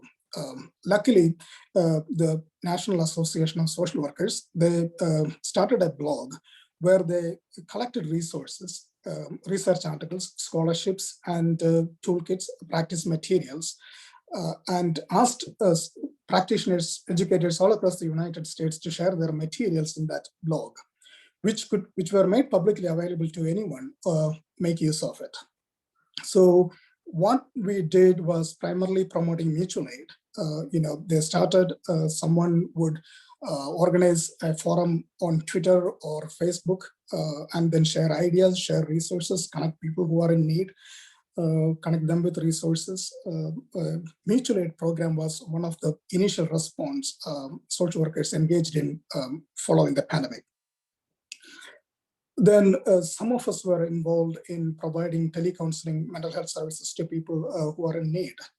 Many people, especially in the nursing homes, so many deaths happened. So social workers involved were connecting people through Facebook or FaceTime or Zoom, so that family members can grieve or say goodbye to their loved ones. Mental health services, again, people who were stressful, completely, the uncertainties, the unknown, people didn't know what to expect. So the mental health concerns were one of the major areas social workers were involved in. Social workers also mobilized resources to provide the PPE kits for communities that didn't have access to it. Some of my students who were in the field practicum, they delivered meals to families who couldn't go for shopping, grocery shopping. Some of the students placed in the schools, what they did was, when schools switched fully online, students who attended online classes that didn't have access to free school meal. So the students, social work students in the field practicum, they delivered meals to these students who actually needed them. And then, of course, sharing information related to the COVID-19, its side effects, treatment procedures, protocols, and education. And right now, one of the major things social workers have taken up is educating people about vaccination. And in some of the prisons in the United States, social workers have played a major role in educating prisoners about the importance of vaccination. And that has seen some tremendous results. Some of the prisons in California, and I think the prisons in California has a vaccination rate of close to 70%. At least 70% of the prison population has received one dose of vaccine. In other states, 75–80% of prison population is vaccinated, which is a promising development. I also want to share what some of the things that we have done at the School of Social Work at St. Ambrose University. In order to address some of the racial injustice issues that's ongoing and increased during the pandemic, we created a task force in the department. I am the chair of the task force. And our primary responsibility to integrate racial justice content into our social work curriculum. We already had some resources, but subsequent to this crisis, George Floyd's death, we made it intentional that it's important our students, social work students, be informed about alternatives to policing, discuss about the abolition movement, discuss about investing in public safety. What are other alternatives of policing?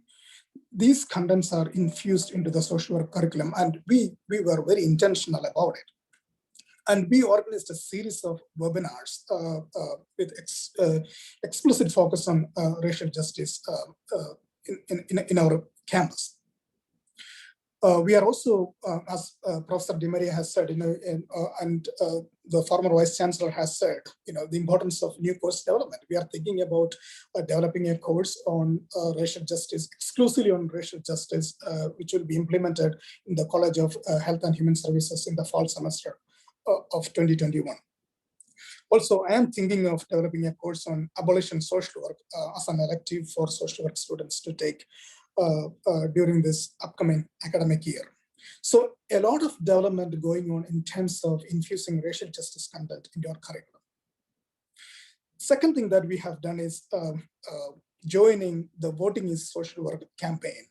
It's a national campaign that's been initiated by some of the social work schools in the East Coast in the United States. And we joined that campaign in 2016, 2017. And Professor Rajiv will be putting a link, like an infographic developed by one of my colleagues, Dr. Christy Law. She developed that yesterday, so I thought I would share during my presentation today. So it's available in the chat. So our primary goal was to challenge white supremacy. One of the most important tools as social workers we possess is to make people vote in the election. In the United States, even during the presidential election, only 55–60% of the eligible voters actually vote. And people of color, persons of color, very rarely participate in election, let alone presidential election. Now, talking about the municipal elections, city, county elections, school board elections, the participation, the voting rate is maybe 10%, 11%. Very minimal public participation in the electoral process. So we made it intentional to educate our social work field agencies. We have around 90 social work agencies in the area where I live. So we reached out to them, provide them with all the resources, utilize technology. In fact, one of the technology that we used was QR code. So if you have a smartphone, you point your camera at the QR code, and then that will automatically take you to the voter registration website in the respective state, and people could actually register to vote. So we reached out to around 90 social welfare agencies in our community, provide them with all the training that they need to educate the vulnerable groups these agencies cater to and register them to vote. That was one major campaign that we were involved in the past year. the other one is in solidarity with the Poor People's Campaign. The Poor People's Campaign, it's not a new movement. This movement started in the 1950s and 1960s during the civil rights era, led by Dr. Martin Luther King.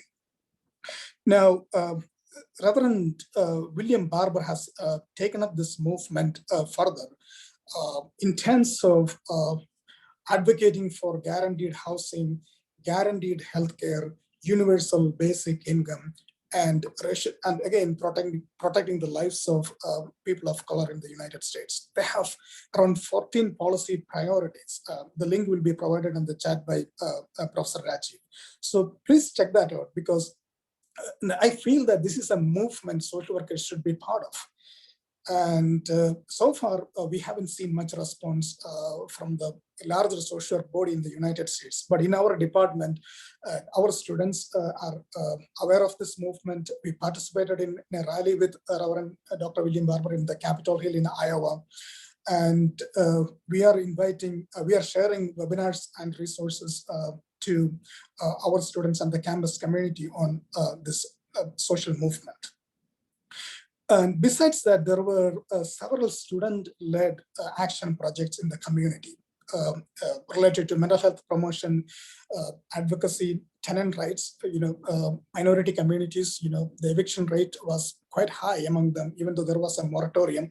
People weren't aware about their rights. So social work students created certain projects to inform the tenants about their rights and about the moratorium issued on eviction, and which helped them to stay in their own apartment for an extended period of time without worrying about getting evicted and eventually becoming homeless. So a lot of projects we have engaged in during the past 1 year in our department, and we hope to continue these projects in the upcoming year as well. Now, moving forward, what can we do as social workers? I mean, this is primarily within the United States. I'm sure it is applicable globally as well, especially when it comes to incarceration, especially it comes to the endless wars that the United States and its allies fight all across the world. The first one is the abolition movement.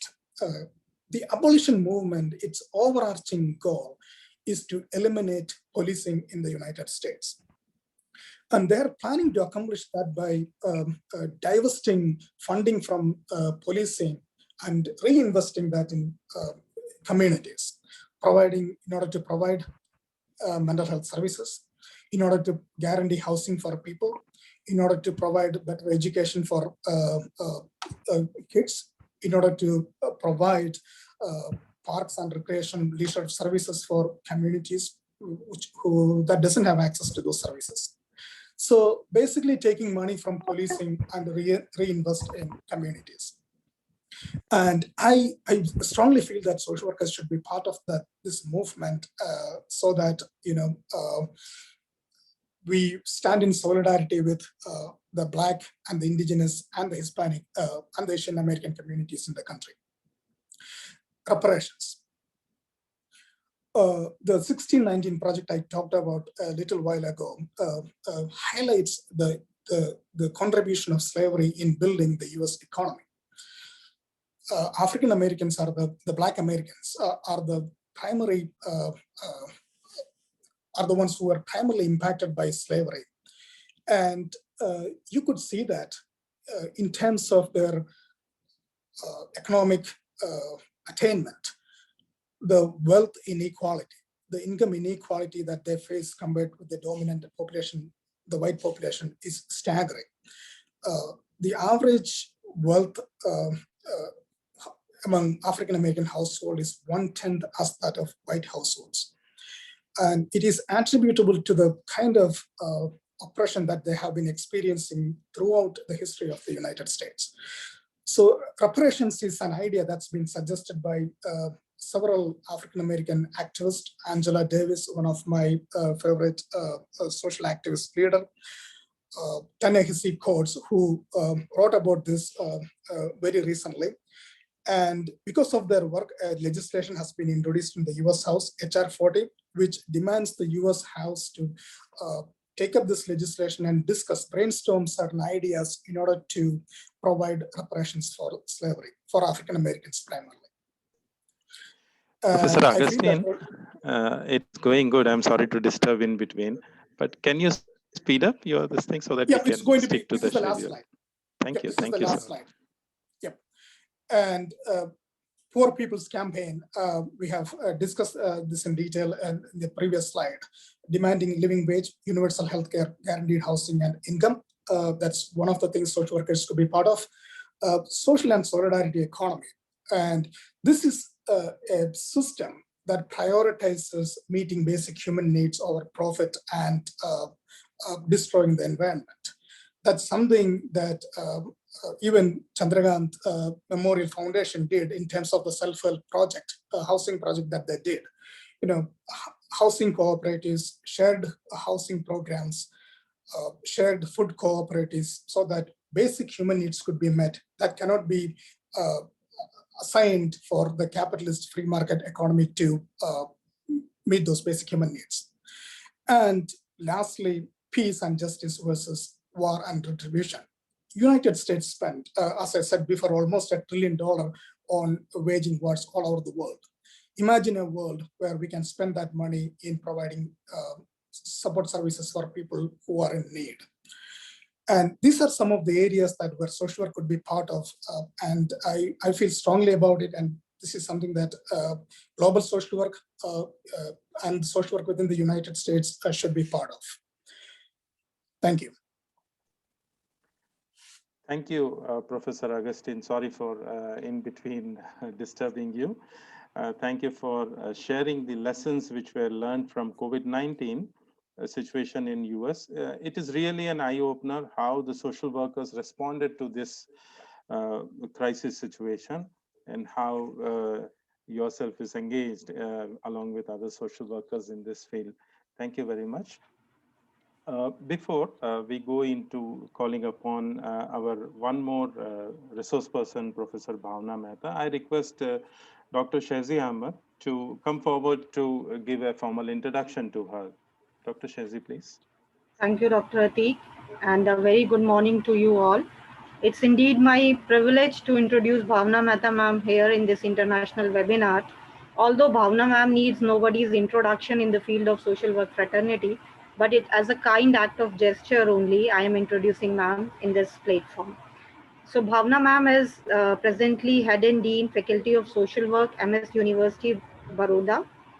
Ma'am is having more than 30 years of teaching and research experience in diversified areas, including women's studies, HRM, human rights, child rights, violence, and gender studies. She is a coordinator of the Social Research Development Cell and also the coordinator of PG Diploma in CSR. She has completed almost 32 research projects funded by the Government of India, voluntary organizations, industries, and many international organizations as well. Presently, ma'am was assigned a task to draft the CSR policy for the Department of Women and Child Development by the Government of Gujarat for its ICDS program.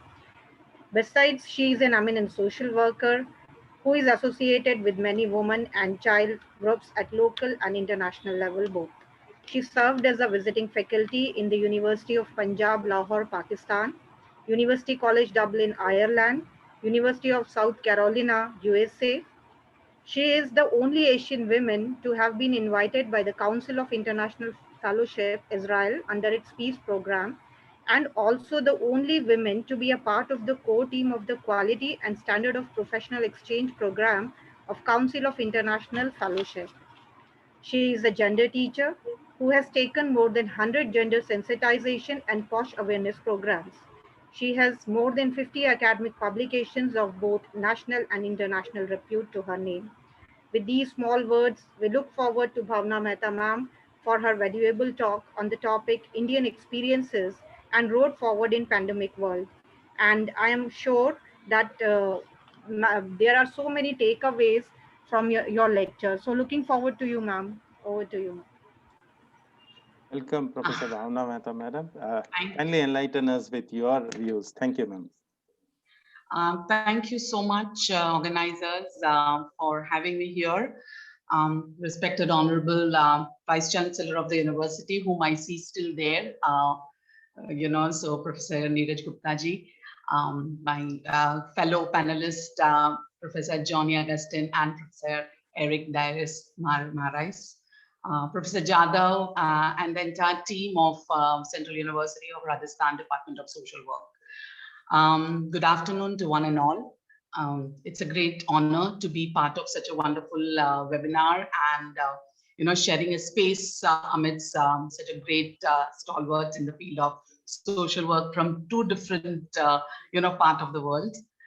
Thank you, Eric, and thank you, Johnny, for making things so very easy. I mean, one began with a conceptual entire note on the global social work to showing us other side of USA, Johnny. That was really brilliant analysis and presentation about what is actually happening, because everyone on the and USA, but you showed that that there are so many other similarities that we as two nations can also be saying that we share. Of course, the climate, there are a lot of differences as well within that context. The topic that has been given is to talk about, our experiences, Indian experiences, and the future directions related to COVID pandemic. Let me say that my presentation and my, whatever I'll be talking is based on my own experiences. India is a vast country. There are more than 500 schools of social work, and I know for sure each and every school of social work has done something, and contributed their own little might in this big giant monster that we all are waging a war against. Let's not generalize it to be the entire nation. I'm not presenting about the full of India, but one little small city in which I am located, which is in the western part of our country, that is in Gujarat, and the city which is a larger context of what is happening around the entire globe, and more so in our own country and in our state. So can I share the screen, please, if it's allowed? Is my screen visible to everyone, please? Dr. Jadhav? Yes, ma'am. Thank you. So let's begin. COVID is a threat to the entire world, and we know that the entire humankind is struggling and fighting this, big problem. But in India, it is the number of cases. This is a 2 days old data that 16% of the cases that has taken place in the world are in India. And however, the recovery rate in India has been really good, especially in the first wave, which was between March 2020 to somewhere around September, October 2020. The recovery rate was really 97% to currently it is 92% in the second wave, which began in the March 2021.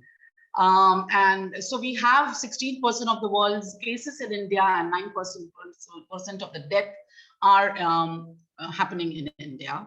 And as Johnny Augustine presented, that COVID has posed a lot of challenges across the world, and so as in India, in terms of its imperative lockdown, which has led to a lot of people losing their jobs, unemployment, giving rise to food insecurity, poverty, hunger, a healthcare crisis with Indian limited resources that is devoted within India to the healthcare system. It has also led to healthcare crisis and a lot of issues at the domestic front experienced by children, elderly, as well as women. So COVID, while it is a threat to all the societies in the world, India being traditional society with its patriarchal structure, with limited resources, with its existing social issues and problems. COVID has aggravated those problems to a great extent and manifested it in a different way. Like, say, for example, women who have been working were the first ones to be, either losing their jobs, or work from home culture has affected them more negatively than men, who are working from home. So in terms of they have to take care of household responsibility while they are working at home, and adding to their burden, leading to other domestic issues. So COVID has impacted in India very, very differently in terms of the gender gap, in terms talked about, in terms of first children. It looks like that one entire year has stopped. While things have moved on in terms of online learning, these children are deprived of their own right to recreation, right to play, right to meet their friends, and movement, freedom. A lot of other ways children are also stagnated.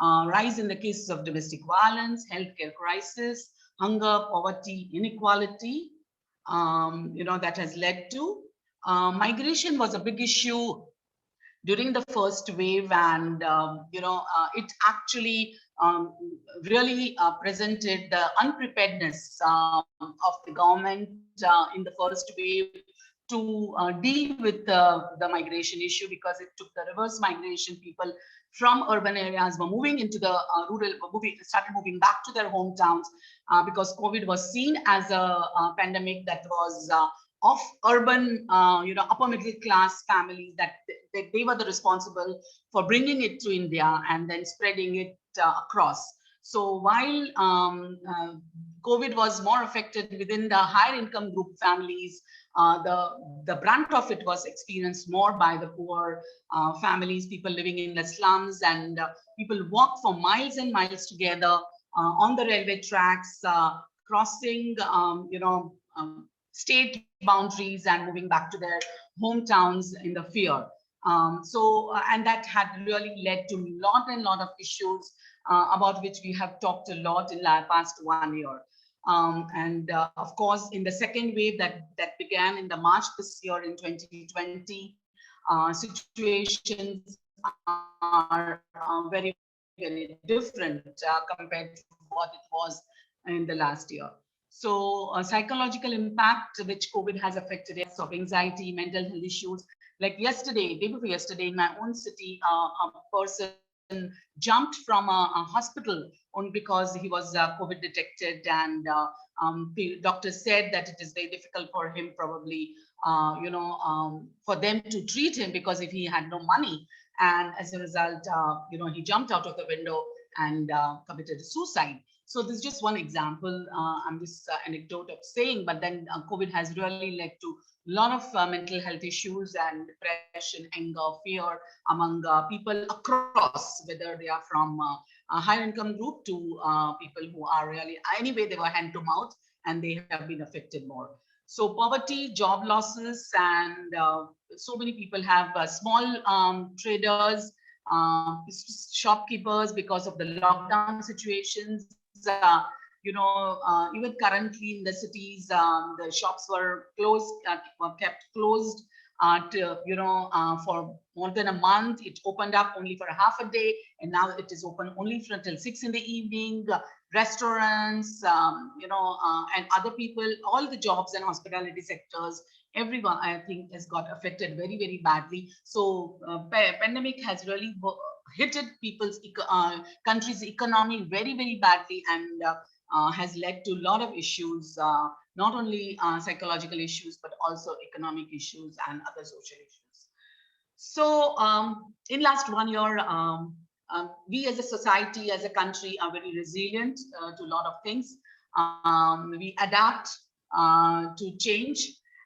So we have adjusted, we had a resistance to change and adapting to new normal. And now we started adjusting to new normal, but this second wave has led us to a next normal. Like we used to wear only one mask all the 6-8 months in the beginning.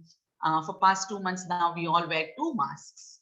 So, it has become now another normal situations.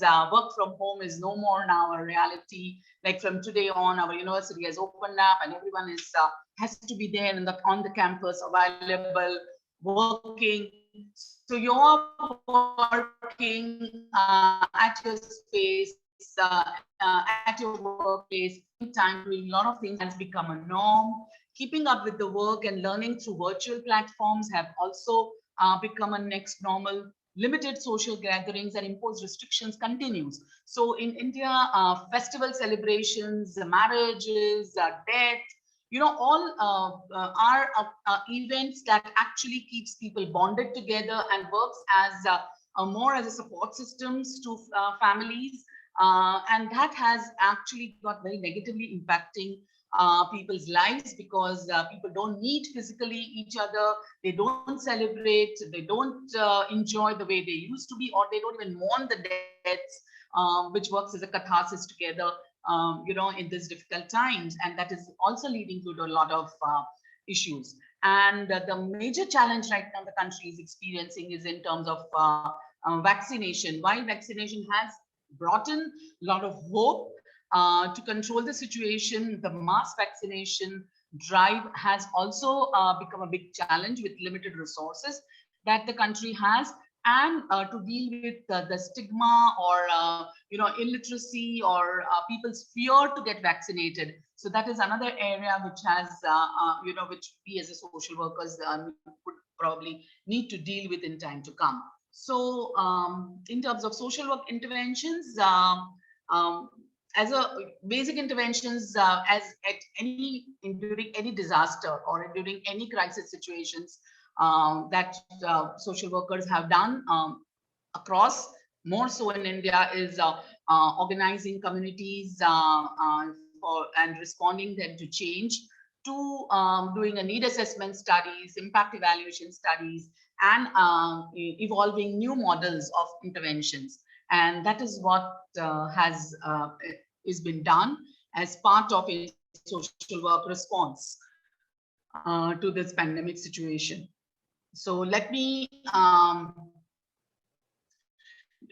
if I say from based on my own experiences of work and operation of the education, because is this education during the pandemic time has taken place within these three spheres, that is research, training, and extension, which is anyway supposed to be the three other main objectives of university education.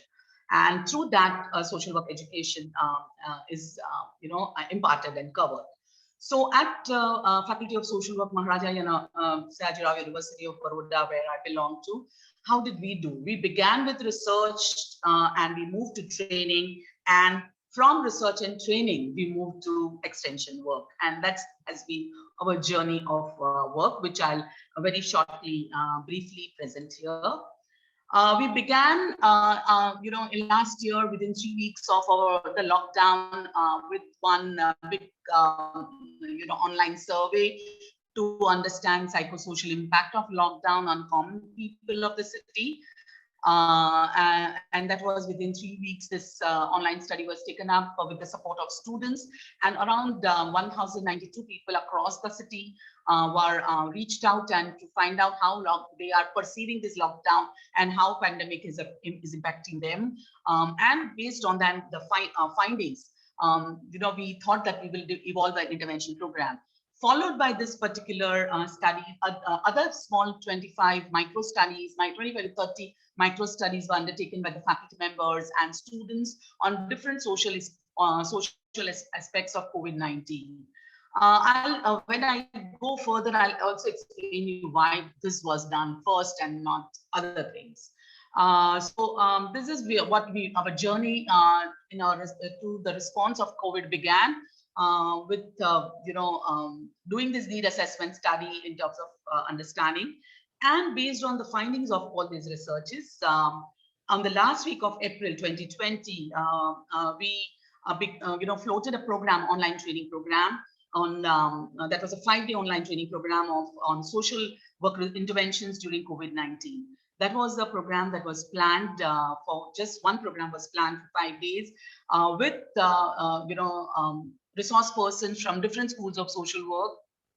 We had a resource person from Tata Institute of Social Sciences, Ginny the Planet, an organization working with children in capital of the country. But this program was so well received that we had to undertake back-to-back 4 such training programs, because we all were grappling with the technology and did not know how to, reach out to 1,000 people in one go. So we had a Zoom with limited capacity of 100 people, and then so we conducted this program was conducted covering different target groups with whom as a social worker we can work during this COVID-19 situation. This particular training program was ended with an international webinar on emerging challenges and responses of social work professionals during COVID-19, the way forward. We had 4 different continents present from USA, we had then from Australia, from Europe, and from India. This was mainly to plan out the roadmap to find that how we as a school of social work need to move ahead in this pandemic time. Let me also remind all of us that last March and April, May, none of us knew that how long this battle will continue, and we all were hoping that within 2-3 months, or maybe at the most within 6 months, things will become fine and everything will go back to normal. We didn't know how long this battle is going to be. We had another webinar to understand how civil society had responded to COVID-19 situations, how HR professionals were responding to COVID-19 situations, and within the companies and corporate and industries, how they're dealing with workers and human resource capital. To understand that, we also try to understand from the learnings of cross borders, like from Canada, we had speakers, and from NIMHANS, we had a speaker to understand how were they responding to COVID-19 situations and what were they doing. So basically, you can say this was a phase where there's a lot of learning and training took place to prepare ourselves and others, other fraternity members and our students, and at the same time to increase our understanding to the pandemic, that how one can address it and what others are doing, which we can replicate in our own country and in our own spaces. This was something that I've already talked about, and we had that. And this also was done in collaboration with government departments and local authorities. With their participation, they supporting us in developing our own understanding about the pandemic situation. Then came the entire phase of extension work. And this is very, very important. We began with Professor Jagdish Jadhav and Dr. Atik talking about that social work is a practice profession. And yes, if we do not practice during this pandemic time, we don't have a right to call ourselves as a social worker. This is, the soul of our profession, and we must respond to this pandemic time. While earlier 2-3 months, went in preparing ourselves, also dealing with our own individual fears, of this pandemic, of stepping out of the house and dealing with the situations. Not everyone had that courage to go to the field and do things, on their own. There were some of us and some of the students who were, very clear from the beginning that they would like to serve the society and do whatever was possible. So during the first wave, the university and some of the, people from the city had started community kitchens to send tiffin services to those who were quarantined, those who were at home, those who were older people who were not having their domestic help coming to cook, or those who had lost jobs and they were not having ration to feed themselves at home. So tiffin services were started by local philanthropists, wherein the students of the university joined and supported that entire service during the first wave. that was done. NSS volunteers of the university and faculty distributed masks and kada, that is an Ayurvedic, kind of a herbal potion that was distributed along with some medicines and sanitizers distributed in the rural and urban areas of the city. A lot of IC material was, prepared by the students, which was used on social media platforms, to create awareness related to prevention of COVID-19 situations. Door-to-door awareness programs began eventually, and survey on COVID SOP, people's awareness related to that, and spreading awareness related to vaccination once it came also, eventually began. So at the Faculty of Social Work, we have, over the last 1 year, during our extension work has gone from welfare-oriented work to service-providing work at the community, at the public hospitals, to training people, training local, in creating awareness related to COVID SOPs and vaccinations, that has taken place, to ration distribution, to tiffin service distribution, that has gone around. And this moved to when, during the October 2021, when the faculty's field work, which is an important integral part of our social work education program, had to begin. The faculty took the conscious decision, to appeal its students to get involved by working with COVID affected individuals and patients by working at the public hospitals. And only those students who were ready and who were prepared to work, voluntarily chose to work, gave their consent to work, were involved into this entire project. And faculty, otherwise also faculty works very closely with public hospitals, but in their COVID units and in their COVID wards, students started going and working with COVID affected families and caretakers and the patients. And this has been really a turning point for us at Faculty of Social Work, wherein we as social workers really demonstrated that how, as a medical social worker and as a psychiatric social worker, during this pandemic time, during this crisis time, we can do wonders with our patients. There are, even earlier, there were two major public hospitals of the city that were converted into COVID hospital, which even then later on during the third wave, the third hospital was, during the second wave, the third hospital was also started. And in all the three hospitals, our students started working, with COVID patients and their relatives, doing a lot of work. They were not only working in COVID wards, but they were also working, at a help desk, working, counseling family members, being, kind of coordinating between the doctors and family members, coordinating between the patient and the relatives, because relatives are not allowed to meet patients, family, and then helping them through work, telephone calls, video calls, and a lot of things. The students also worked with, healthcare workers who were working day and night to boost up their morals, to provide them the support and, cheer them up, keep them motivated, give them the respite during their crisis time and all. And this has been a really very heartwarming experience that, we as a faculty have experienced. And we felt so very proud of our students that who did this work so selflessly, and they did not think about their own safety, but worked day and night. Let me tell you, our students worked 24/7.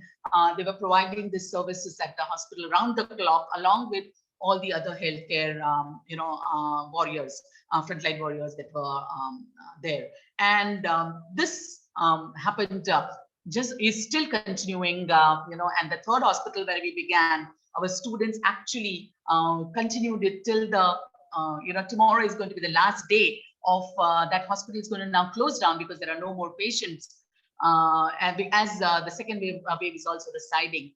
And tomorrow, the hospital authorities are going to really acknowledge and appreciate our students' contribution during this entire period.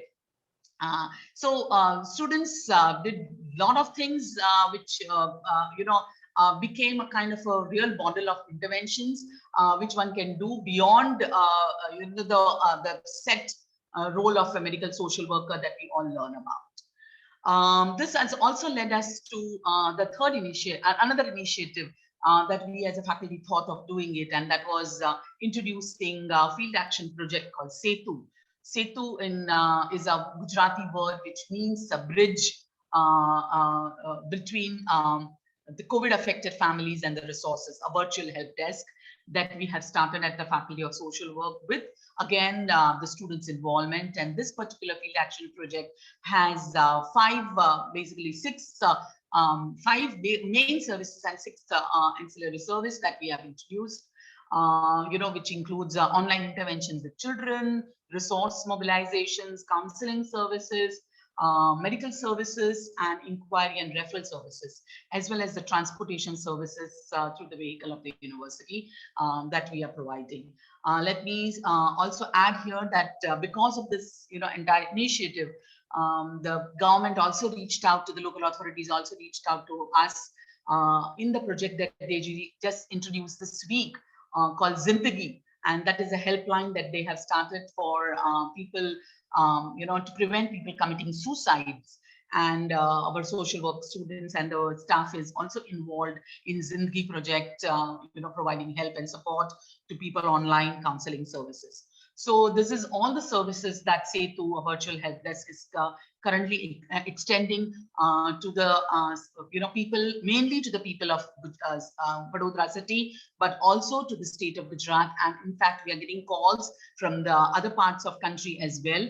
And we have referral services from the directory of services available in other cities, where we refer these people, who are in need there, wherever if required.